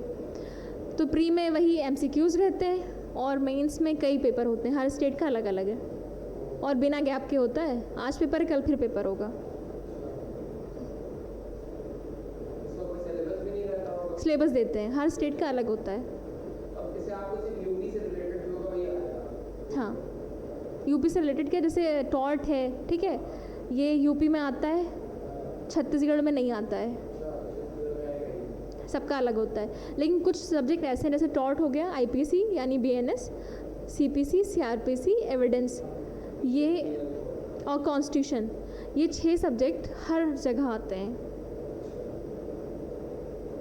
बाकी तो अलग रहता है, लेकिन ये 6 सब्जेक्ट हर। एग्जाम कब है? किसका? जुडिशरी का? यूपी का? अभी कुछ नहीं पता। अगर होगा तो आप देख हाँ, देखते हैं। आपको देना चाहिए। तुम्हें क्यों लग रहा है कि मुझे देना चाहिए? देना चाहिए। अपनी कैपेबिलिटीज पता चलती है ना, कितने पानी बन गया तुम्हारी।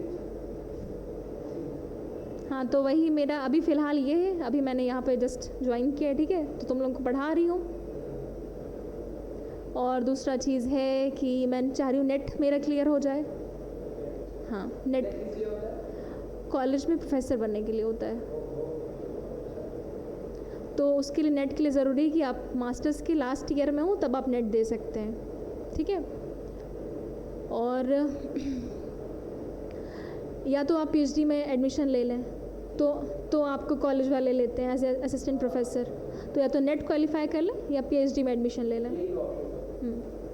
आपने किस चीज़ में मास्टर्स किया है? Criminal law. मेरी एक है रिलेटिव, वो क्रिमिनल लॉयर है, नागपुर आई। मुझे लिटिगेशन में इंटरेस्ट नहीं था, तो उसमें नहीं गई। लिटिगेशन में मुझे भी इंटरेस्ट है। लेकिन जैसे लेकिन देखो जैसे अगर अभी यहाँ कोर्ट में, जो हाई कोर्ट में वगैरह में या डिस्ट्रिक्ट कोर्ट में, आप किसी वकील के अंदर स्टार्टिंग में तो करोगे, तो इंटर्नशिप क्या जब आपका कंप्लीट हो जाता है तो उसे प्रैक्टिस ही बोलते हैं, ठीक है। तो बहुत ज़्यादा सक्सेसफुल नहीं है अगर आप फर्स्ट जनरेशन लॉयर हैं तो, ठीक है। अगर आपके पापा चाचा वगैरह हैं तो उनके नाम पे आपके पास केस आएंगे, वरना केसेस आने मुश्किल होते हैं। लेकिन जैसे अब दिल्ली हो गया या बेंगलोर हो गया, ये जो है लॉ फॉर्म के हब हैं, समझ लो, ठीक है। तो उसमें काफ़ी अच्छी सैलरीज होती है, और मैं यही बोलूँगी कि अपना बेस्ट तो क्लैट क्लियर कर लो, वो भी क्लैट कर, जो टॉप कॉलेजेस होते हैं बेंगलोर वगैरह, उसमें जाओ ताकि तुम्हें प्लेसमेंट मिल जाए। खेतान वगैरह हैं, लूत्रा हैं, AAZ करके एक और है लॉ फॉर्म, कई बड़े बड़े लॉ फॉर्म हैं। होता है, लेकिन इसमें आगे बहुत ज़्यादा वो रहता है ना, हाँ। ओपन एरिया है ना, ओपन। तो लॉ फॉर्म में बहुत अच्छा स्कोप है, अगर तुम मतलब इतने बड़े मतलब अच्छे कॉलेज में गए, अच्छी जगह गए, तो बहुत बढ़िया है, तुम्हारा स्टार्टिंग पैकेज ही बहुत अच्छा होता है। सब लोग लॉ को बहुत अंडररेटेड मानते हैं। नहीं, बहुत लोग, लॉ तो इस टाइम पे बहुत सब कर रहे हैं यार। हाँ, इसीलिए अंडररेटेड मानते हैं, ये सब करते हैं। नहीं, पहले देखो बहुत कम लोग होते थे जो लॉ करते थे, स्पेशली लड़कियों को लॉ नहीं कराया जाता था, क्योंकि एक माइंडसेट था कि कोर्ट जाओगी, कचहरी जाओगी। इवन जब मैंने लॉ ऑप्ट किया तो मुझे कुछ लोगों ने बोला, कुछ रिलेटिव्स ने बोला, मेरी फैमिली जबकि बिल्कुल भी ऐसी नहीं, मेरा पॉइंट ऑफ व्यू ऐसा नहीं, बट कुछ लोगों ने बोला, या एक प्रिजम्पशन बना। खाला होती है कुछ, हाँ हर फैमिली में फुप्पू खाला होती है ना। नहीं, पप्पू खाला ने नहीं बोला, दूर के रिलेटिव थे, उन्होंने बोला था। हाँ, और एक प्रिजम्पशन रहता है कि वकील झूठ बोलता है, तो वकील झूठ नहीं बोलता, जो चीज़ें होती हैं बस उन्हीं से। मुस्लिम में भी है कि आप लोग नहीं ये करियर ऑप्ट कर सकते जिसमें झूठ बोलता है। ऐसा झूठ थोड़ी ना बोलना, आपको जो चीज़ें बस उसमें से आपको अपने क्लाइंट को बचाना है। और इसे अगर आपसे कोई सवाल पूछे कि आपका क्लाइंट गलत हो तब भी आप बचाएंगे, तो एडवोकेट एक्ट है, उसमें दे रखा है कि आपकी ड्यूटी है कि आप अपने क्लाइंट को बचाएं। और भले ही एक क्रिमिनल है, वो डिज़र्व करता है फेयर ट्रायल, तो आप फेयर ट्रायल करें, उसका प्रॉपरली सारी चीज़ें हों। अच्छा, ये तो टॉपिक, इसका सब टॉपिक पढ़ लिया। Theft of goods bail to master, जो चीज़ें बेल हुई हैं, दी गई हैं मास्टर को, उसकी चोरी। अब यहाँ पे है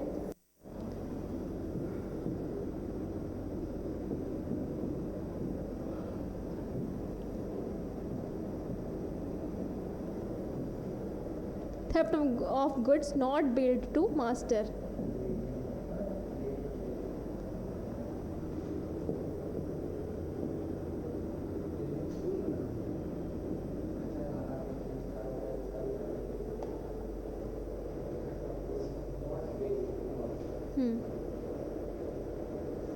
उसको रिटर्न नहीं किया। बता रही हूँ मेरे को। इसका केस है Ruplal versus union of India. तो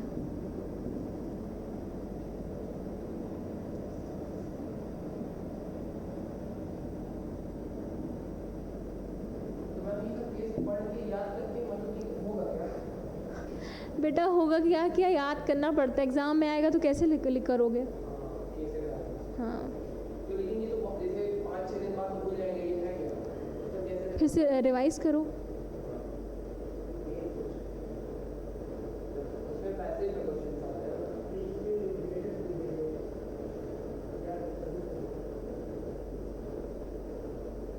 मुझे नहीं पता मैंने टॉट कितनी बार पढ़ा है, सबका वही हाल होता है, बार बार रिवाइज करना पड़ता है। मतलब लॉ में जितने सब्जेक्ट थे और जितने की इंपॉर्टेंट, जैसे कुछ सब्जेक्ट तो एक बार पढ़ के, जैसे साइबर लॉ एक बार पढ़ा, वो भी उस टाइम एग्ज़ाम नहीं हुआ था क्योंकि कोविड था, एवरेज मार्क्स दे के पास कर दिया गया था दूसरे सेमेस्टर के लिए, तो शायद पढ़ा भी नहीं तो वो याद नहीं है। लेकिन कुछ सब्जेक्ट जैसे टॉट हो गया, constitution, contract, IPC, CPC, CrPC, evidence, ये सारी चीज़ें ये है वो सब्जेक्ट हैं जो पता नहीं, मुझे भी नहीं पता कितनी बार पढ़े हैं, और उसके बावजूद भी इंसान भूलता है। कॉन्स्टिट्यूशन के आर्टिकल्स हैं, थोड़ा सा टाइम आप नहीं पढ़ेंगे, चाहे जितना अच्छे से आपको रटे हुए हों, भूल जाएंगे। शेड्यूल लिस्ट ये सब तो याद ही नहीं करते।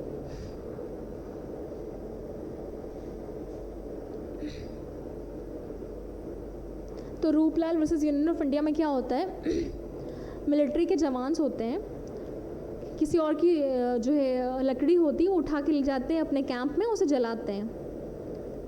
तो यहाँ पे ये हुआ क्योंकि जो मिलिट्री के ऑफिसर्स होते हैं पूरे 24 घंटे ड्यूटी पे रहते हैं, तो इसलिए यहाँ पे स्टेट लायबल होगा।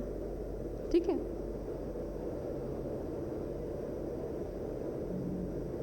लिख लो, ये इंपॉर्टेंट है, लिखो। क्या लिखना है?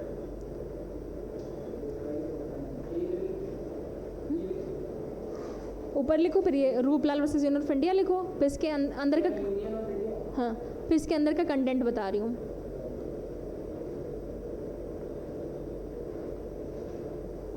हाँ भाई, कंटेंट अगर आप बताएंगे तो वो लिखा रहेगा तो याद है।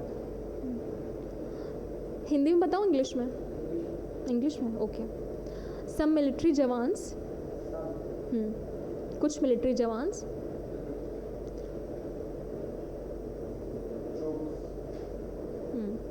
who were in the employment of central government, जो कि सेंट्रल गवर्नमेंट के एम्प्लॉयमेंट में थे, lifted some firewood belonging to the plaintiff, central government lifted some firewood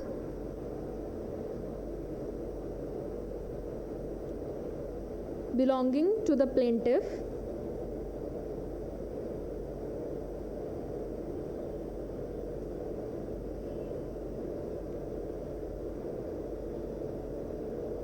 and carried the same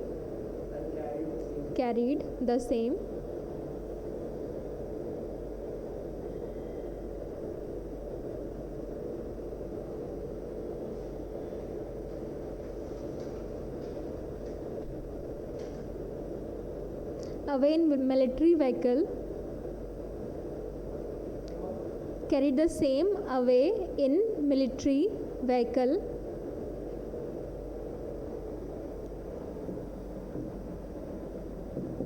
ये स्पेलिंग होती है व्हीकल की।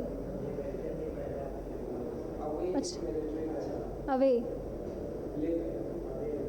Away in military vehicle for the purpose of camp fire.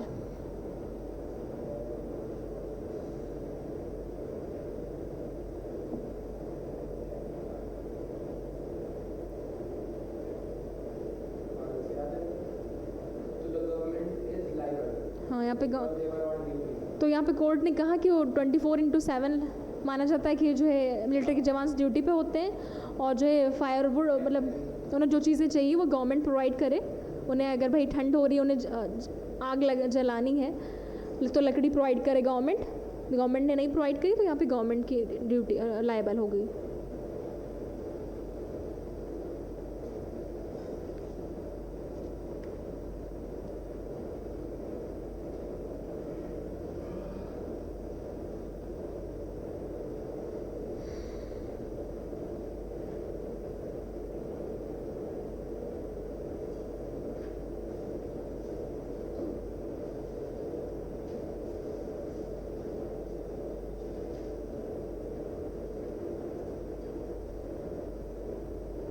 एक case होता है, उसमें क्या होता है, 2 लोग होते हैं, सर्वेंट जो होता है वो और उसका एक और साथी, दोनों जा रहे होते हैं, ठीक।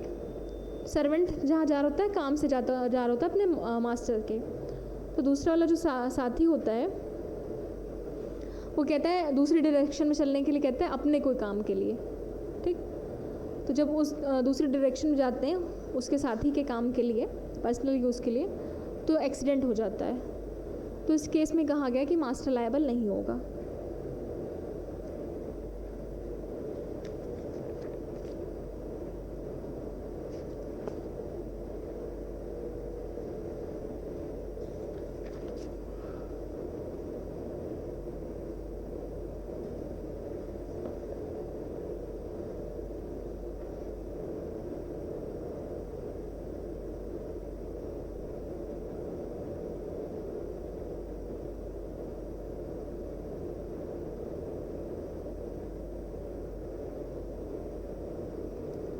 अच्छा, सपोज़ करो क्या होता है इस केस में, एक केस है bird versus London general omni बस का। इसमें जिस डेस्टिनेशन के लिए, जिस जर्नी के लिए बस निकली, वो जर्नी ख़त्म हो गई। ड्राइवर कुछ लेने या खाना खाने उतरता है, तो जो कंडक्टर होता है वो सोचता है लाओ बस को मैं घुमा दूँ, अगली जर्नी के लिए प्रिपेयर कर लूँ। तो जब वो घुमा रहा होता है, बैक कर रहा होता है, तो उससे एक्सीडेंट हो जाता है। तो इसमें ये कहा गया कि मास्टर लायबल नहीं होगा। जो बस का, नहीं, इंटेंशन की बात नहीं है यहाँ पे, बस का जो, तो यहाँ पे कहा गया जो बस का ओनर है, जो मास्टर है बस का, वो लायबल नहीं होगा। क्योंकि आपने, कंडक्टर की तो ड्यूटी होती ही नहीं बस चलाने की। बस में जब ट्रैवल करते हैं आप लोग तो देखते हो ड्राइवर चलाता है ना, कंडक्टर तो बस नहीं चलाता है। तो ड्राइवर से अगर होता तो वो मास्टर लायबल होता, कंडक्टर से हुआ तो यहाँ पे मास्टर लायबल नहीं होगा।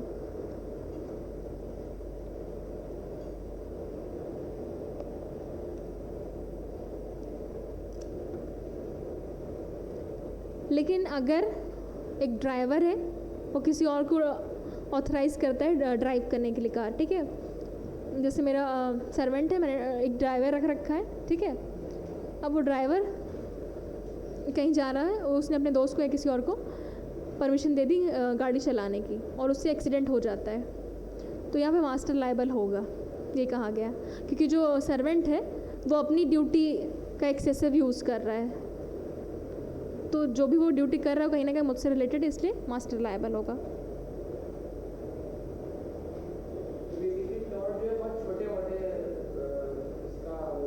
सिविल रॉन्ग के लिए, फिर क्रिमिनल के लिए तो आईपीसी और सीआरपीसी है ही। बीएनएस, भारतीय न्याय संहिता।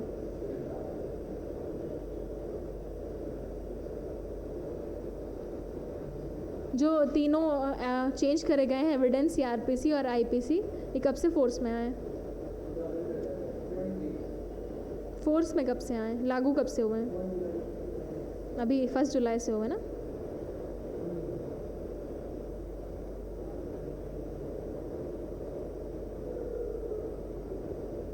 आज थोड़ा इजी लग रहा है ना।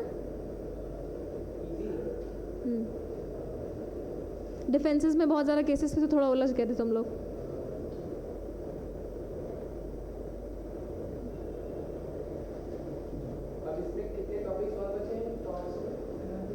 टॉर्ट्स में क्या हो, बोलो निखिल, क्या बोलो? वो बोल रहे थे अभी इस पे पढ़ेंगे हम लोग, ट्रेसपास पढ़ेंगे, बताऊंगी। ट्रेसपास पढ़ेंगे और जो है नेग्लिजेंस पढ़ेंगे, न्यूसेंस पढ़ेंगे, डैमेजेस पढ़ेंगे, स्ट्रिक्ट और एब्सोल्यूट लायबिलिटी पढ़ेंगे, ये सब पढ़ेंगे।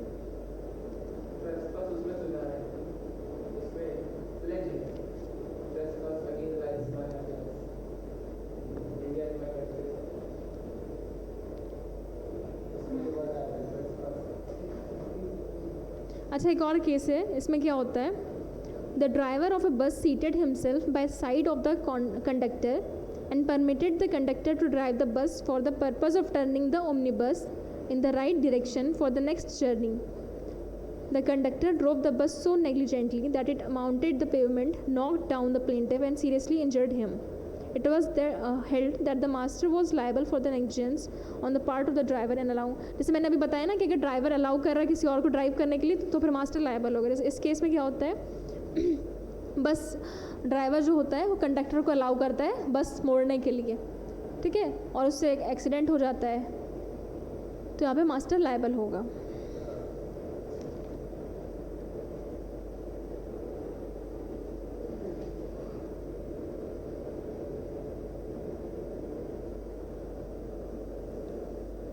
अब एक केस में क्या होता है, एक प्लेंटिफ होती है जो 9 साल की बच्ची होती है, गवर्नमेंट स्कूल में वो पढ़ रही होती है, आया नहीं होती स्कूल में, ठीक है, तो आया को अपॉइंट तो मतलब एम्प्लॉय किसने किया है, स्कूल ने एम्प्लॉय किया है, तो इनकी ड्यूटी कि बच्चों के लिए पानी लेके आए। तो आया खुद ना लाके जो बच्ची है 9th क्लास की उससे बोलती है पानी लाने के लिए, वो पानी लाना था एक कुएँ से, वेल से, ठीक।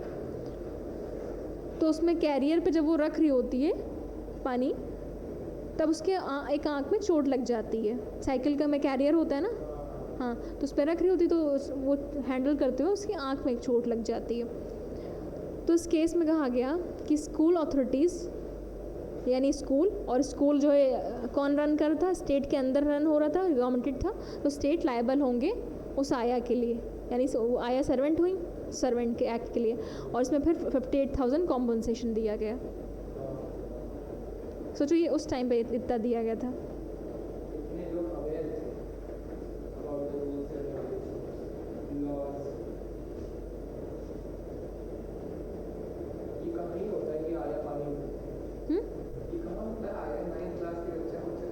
वहाँ पे था ना स्कूल में, और 9th क्लास के जैसे छोटे बच्चे होते हैं तो उनकी देख रेख तो अभी भी आया ही करती है ना, उन्हें वॉशरूम ले जाती हैं पानी, हाँ, तो पानी उन्हें लाना था, लेकिन उन्होंने 9वीं क्लास की बच्ची से पानी मंगाया, वो भी कुएं से।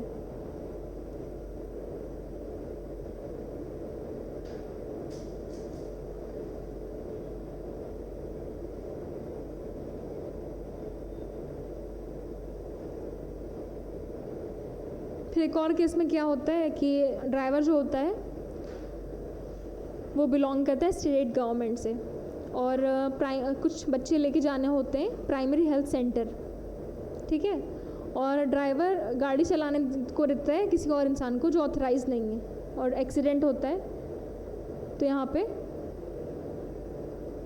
कौन लायबल होगा?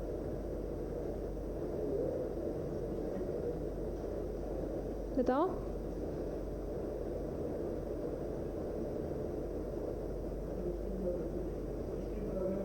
हाँ, स्टेट गवर्नमेंट लायबल होगी।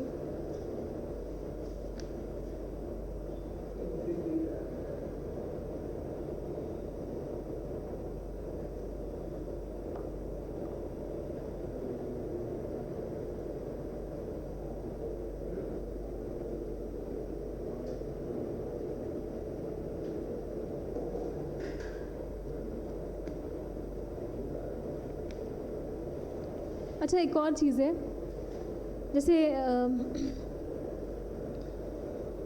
फॉर एग्ज़ाम्पल आपका ड्राइवर है, आपने उसे कोई काम बोला है कि ये काम मत करना, ठीक है, फिर भी वो करता है, तो वहाँ पे आप लायबल होंगे या नहीं? लायबल होंगे, क्योंकि अगर ऐसा नहीं करा जाएगा तो हर इंसान फिर ये डिफेंस लेने लग जाएगा कि मैंने मना किया था ये काम करने से। जैसे एक्सेप्ट जो है law, mistake of law is not an exception, वैसे ही अब वही ना मैंने बताया कि अगर एक्सेप्शन लॉ का दे दिया जाएगा तो हर इंसान फिर ये डिफेंस लेगा कि मुझे पता नहीं था कि ये लॉ है। तो वैसे ही इसका है।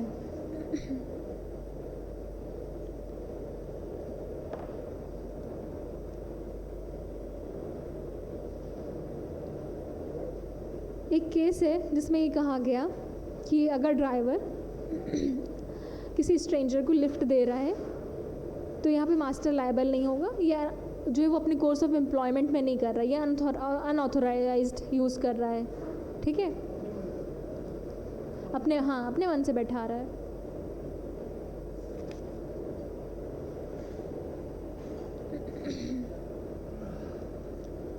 फिर इसी में एक पॉइंट है डॉक्ट्राइन ऑफ कॉमन एम्प्लॉयमेंट।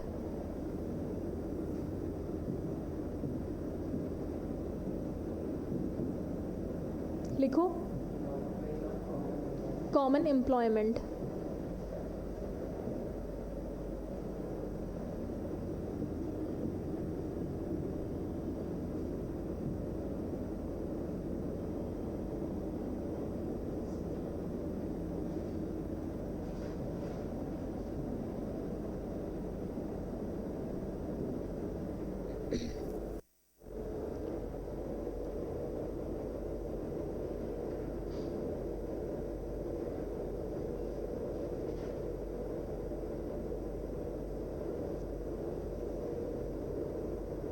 तो ये इंग्लैंड का है, इंडिया का नहीं की नहीं है ये डॉक्ट्राइन, ठीक है। हाँ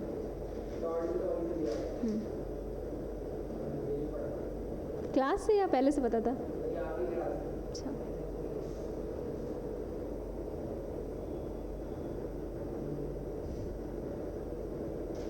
एक बार पढ़ लेते तो याद आता, फिर नहीं भूलते, जब पढ़े नहीं तो भूल जाए। जो क्लास में यहाँ पढ़ रहे हो एक बार जाके घर पे रिवाइज़ कर लो। अभी करंट पढ़ा है ताज़ा ताज़ा तो ज़्यादा देर बढ़े लगे नहीं, 5 मिनट में 10 मिनट में सब रिवाइज़ हो जाएगा। उसके बाद हर हफ्ते वीक में एक दिन शेड्यूल बना लो, उस दिन रिवाइज़ करो। अगर रिवाइज़ नहीं करोगे तो पढ़ने का कोई मतलब नहीं, क्योंकि वो भूल जाओगे थोड़ा टाइम बाद।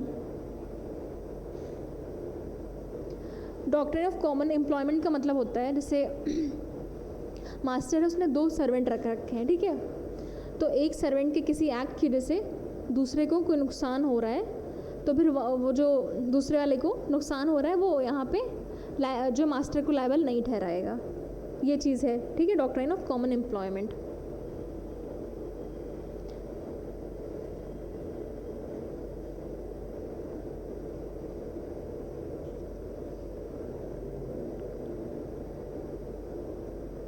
ये जो है प्रिस्ले, अब इसकी मीनिंग क्या लिखी इंग्लिश में?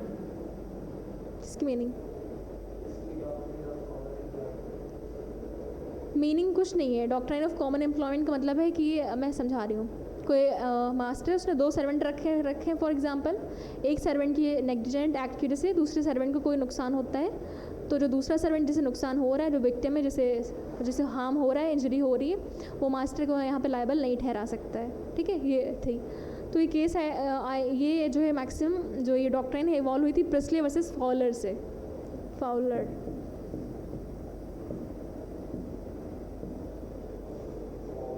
1837 में। बस इतना याद कर लो, केस पढ़ने की ज़रूरत नहीं है। 1837 छोड़ो।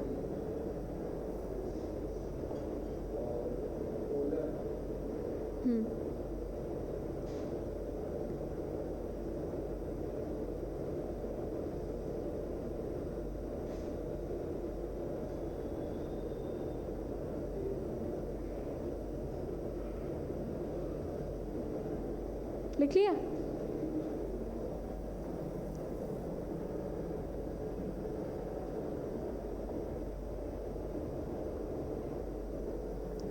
लेकिन फिर बाद में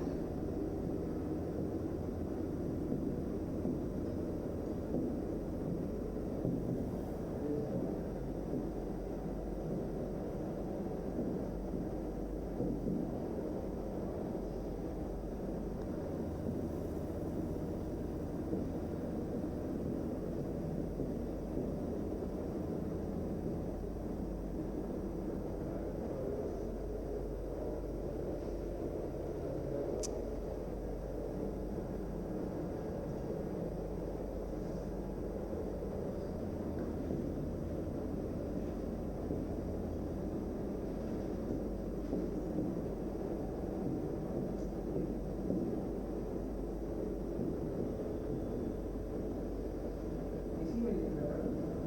हाँ बेटा,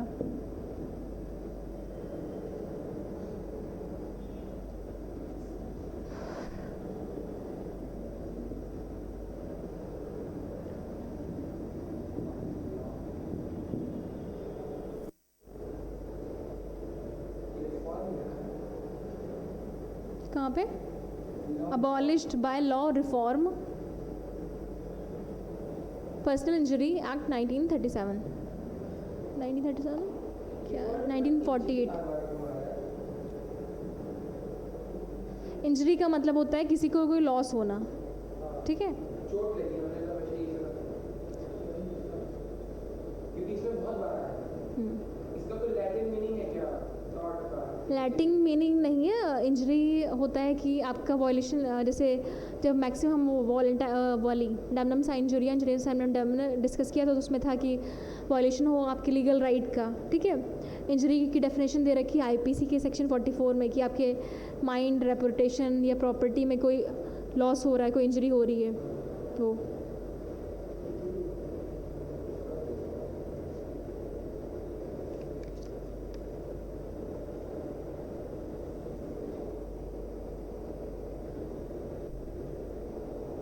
तो ये डॉक्ट्राइन इंग्लैंड की थी, ठीक है, कॉमन एम्प्लॉयमेंट वाली।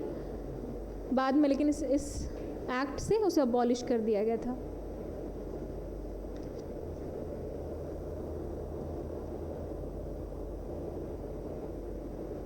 जितना अब 20 मिनट बचे हैं क्लास के, तो जितना पढ़ा है आज फिर एक समराइज़ करूं या हाँ,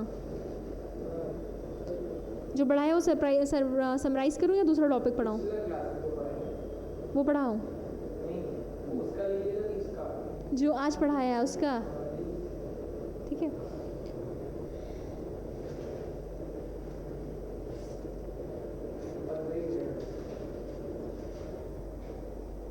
बीस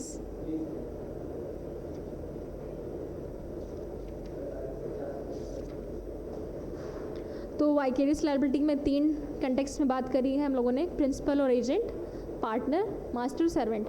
बस इन्हीं ये टॉपिक इसी से तीनों से रिलेटेड है, ठीक है। और लोग नहीं आते हैं वाइकेरियस लायबिलिटी में इसमें। और इनकी जो है लायबिलिटी जो होती है जॉइंट और सेवरल होती है।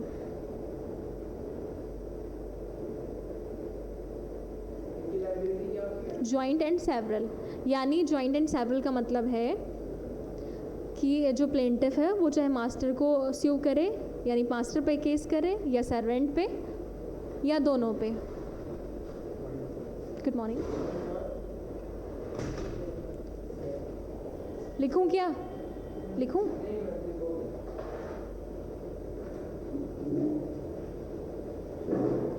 और इसकी मैक्सिमम हम लोगों ने डिस्कस करी, क्वी फेसिट पर एलियम फेसिट पर से।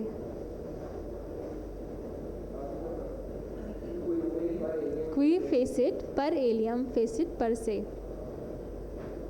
He who does an act through another is deemed in law to do it himself. Deemed का मतलब है कि उसने खुद करी है, मतलब जैसे होता है ना shall, deemed, उस तरह से deemed है।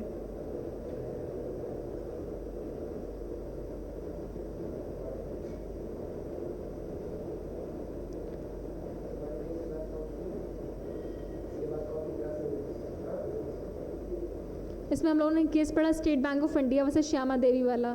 जो प्लेंटिफ होता है वो अपने दोस्त को चेक देता है, कुछ अमाउंट देता है सबमिट करने के लिए, उससे रिसिप्ट नहीं लेता है, फिर वो उसके पैसे वो हज़म कर जाता है। दोस्त होता है तब भी सोचो उसका पैसा मार देता है।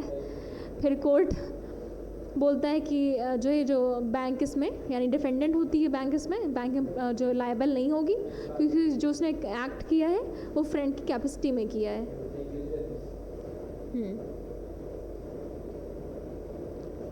अगर आपकी गाड़ी कोई और चला रहा है, आपके ऑथराइजेशन पे आप ऑथराइज़ कर रहे हैं, तो आप लायबल होंगे।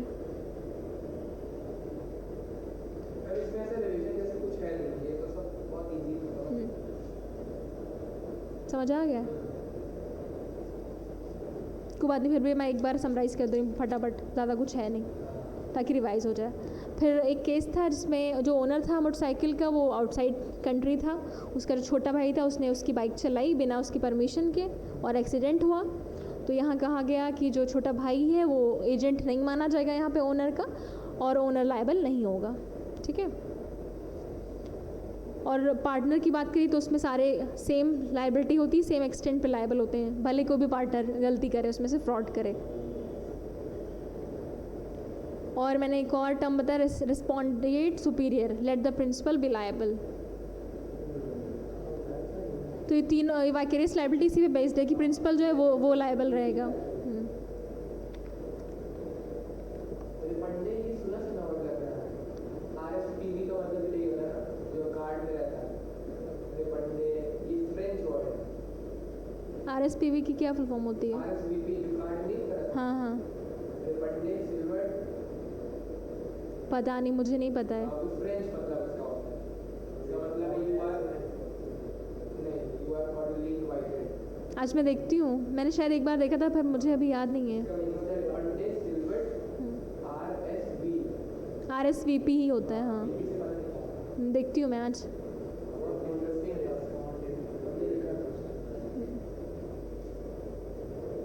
फिर हम लोगों ने डिस्कस किया कि जनरल रूल है कि इंडिपेंडेंट कॉन्ट्रैक्टर के लिए लायबल नहीं होगा मास्टर, लेकिन उसकी एक्सेप्शन है कि आप खुद अगर उससे इलीगल काम करा रहे हो तो आप लायबल होगे।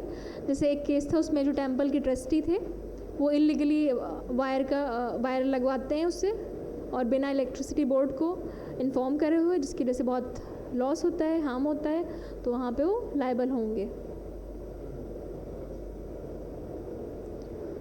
जैसे आपने अपनी कार या बाइक कुछ भी कोई भी व्हीकल दिया सही होने के लिए, और उस शॉप का जो एम्प्लॉय है वो उस गाड़ी को ठीक करके टेस्ट ड्राइव कर रहा है कि गाड़ी सही से काम कर रही, चल रही है या नहीं, और उससे ऐसा करते वक्त एक्सीडेंट हो रहा है, तो वहाँ पे आप लायबल नहीं होंगे। जैसे यानी जिसकी गाड़ी है वो लायबल नहीं होगा।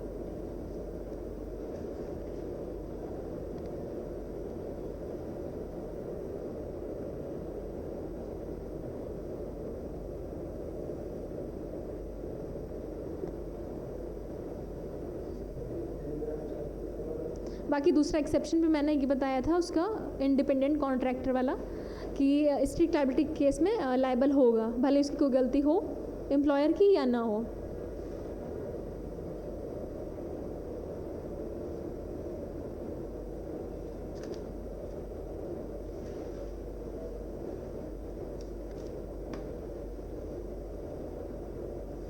एक नर्स वाला मैंने केस बताया कि एसोसिएशन होते हैं, वो स्किल्ड नर्सेस को भेजते हैं पेशेंट की तीमारदारी करने के लिए, उसकी केयर करने के लिए। तो 2 नर्स को ये भेजते हैं प्लेंटिफ के पास। एक हॉट वाटर बॉटल होती है, बहुत ज़्यादा गर्म पानी होता है, प्लेंटिफ के ऊपर गिर जाता है, उससे इंजरी होती है। तो इस केस में कहा गया कि डिफेंडेंट जो है, यानी जो एसोसिएशन है नर्सेस का, वो लायबल नहीं होगा, क्योंकि यहाँ पे जो प्लेंटिफ थी लड़की थी इसमें प्लेंटिफ, तो वो खुद उसकी सर्विसेज में थी वो नर्सेज, और वो पे कर रही थी, उसके एम्प्लॉयमेंट में थी। और कोर्स ऑफ एम्प्लॉयमेंट के लिए ज़रूरी नहीं है कि बहुत टाइम का रिलेशनशिप हो, मास्टर सर्वेंट का या प्रिंसिपल एजेंट का या पार्टनर्स का। एक दिन का भी अगर है रिलेशन तो वो माना जाएगा। कोर्स ऑफ एम्प्लॉयमेंट का मतलब है कि मास्टर को रॉन्गफुल एक्ट करने के लिए ऑथराइज़ कर रहा है, या फिर कोई एक्ट ऑथराइज़ कर रहा है करने के लिए जो सर्वेंट है वो गलत तरीके से कर रहा है, रॉन्गफुली कर रहा है।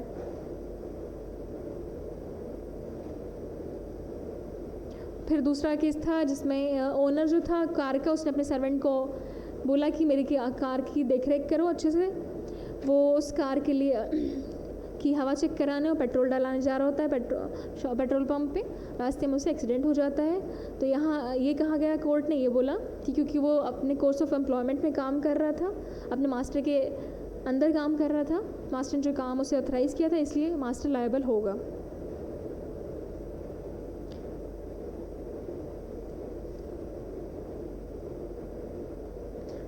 एक और केस था जिसमें ये कहा गया कि मास्टर लायबल होगा भले ही जो सर्वेंट है वो अपने फ़ायदे के लिए नेग्लिजेंस या फ्रॉड कर रहा है।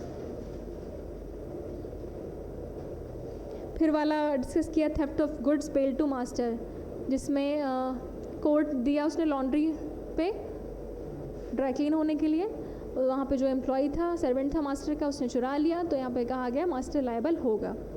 फिर Ruplal versus union of India का केस है। हाँ, इसमें जो है मिलिट्री के जवान होते हैं, ये प्लेंटिफ की लकड़ी ले जाते हैं, जलाते हैं।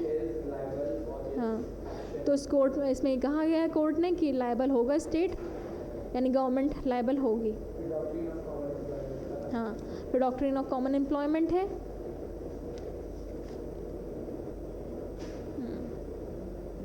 मतलब कि हम लोग को पेपर में ये पूछेगा ना कि एक केस देगा बताएगा लाइबल कौन पूछ सकता है। किसी भी तरह से पूछ लेगा।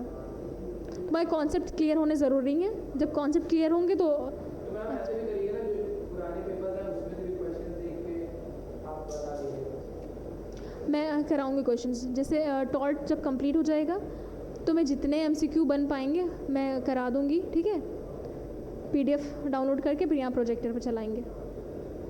और जब टॉट कंप्लीट हो जाएगा तो एक सेशन ले लेंगे पूरे 2 घंटे का। हाँ, 1 शॉट टॉट ख़त्म कर देंगे उसमें।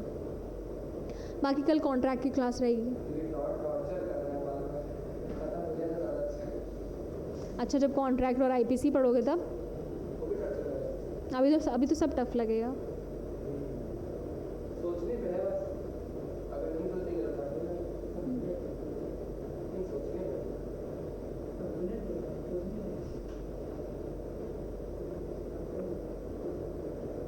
अभी टफ लग रहा है ना, जब लॉ में पढ़ोगे तो ये सबसे आसान लगेंगे सब्जेक्ट्स।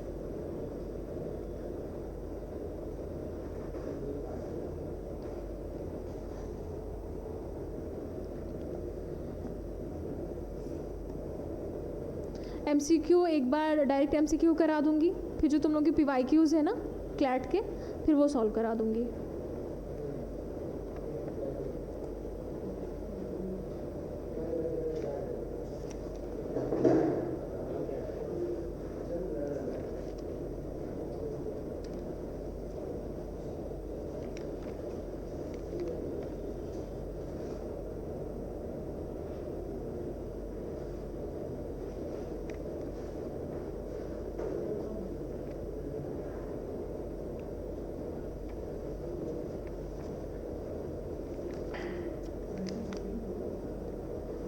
तुम लोगों को वो सब नहीं आता, ज्यूरिस्प्रूडेंस वगैरह, इंटरनेशनल लॉ नहीं आता है? पेपर उठा के देखें या नहीं? अभी मिलेगा, अगस्त से वो मिलता है पूरा पेपर का पीवाईक्यू से। बाकी जो है मैं न्यूज़पेपर सेशन लूँगी संडे को, ठीक है। तो इंडियन एक्सप्रेस का कराऊंगी पूरे हफ्ते का। अच्छा, इंडियन एक्सप्रेस से ही आता है ना फ्लैट में? नहीं, सर बोल रहे थे कि जो द हिंदू तुम लोग के लिए काफ़ी हाई लेवल का हो जाएगा, वो यूपीएससी या जुडिशरी वालों के लिए सही रहता है। अभी तुम लोग छोटे बच्चे हो तो अभी इंडियन एक्सप्रेस पढ़ो।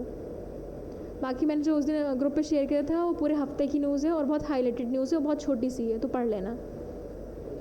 न्यूज़ याद कैसे रहेगा, मैं ये समझ नहीं आ रहा। एक दिन की कैसे याद रहेगी? एक दिन की नहीं भेजी, पूरे हफ्ते की भेजी, छोटी सी है। पढ़ो, फिर बाद में फिर पढ़ो, रिवाइज़ करो। 1.5 घंटा जाएगा? नहीं, 1.5 घंटा नहीं जाएगा, 20 मिनट, आधा घंटा। बहुत छोटा छोटा है वो। 30 के हफ्ते एक भी छुट्टी नहीं है। हाँ, मैंने देखा शेड्यूल, एक भी छुट्टी नहीं है इस हफ्ते। एक मॉक भी रहती है, मॉक भी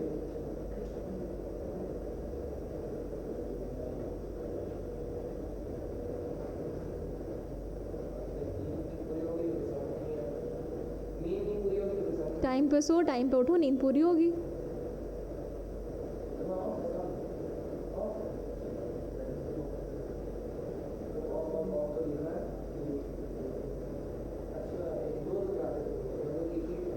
आज जो पढ़ा जाके रिवाइज कर लेना, ठीक है। अगर कोई डाउट हो तो कल पूछ लेना।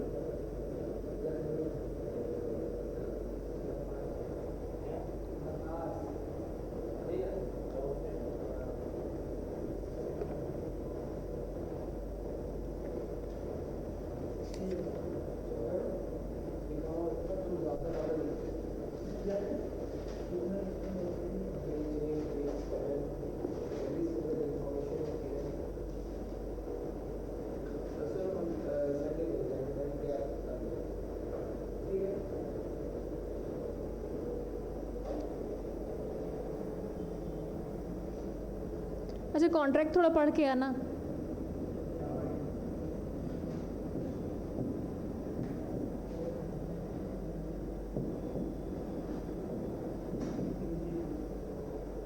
ठीक है, थोड़ा सा इंट्रोडक्शन पढ़ लेना। ताकि अच्छे से समझ आए। Any agreement which has legal impossibility, legal consideration is contract और consideration भी apt होना चाहिए, उसे valid होना चाहिए। हाँ, लॉफुल होना चाहिए। मैंने आगे बताया। हाँ, गुड।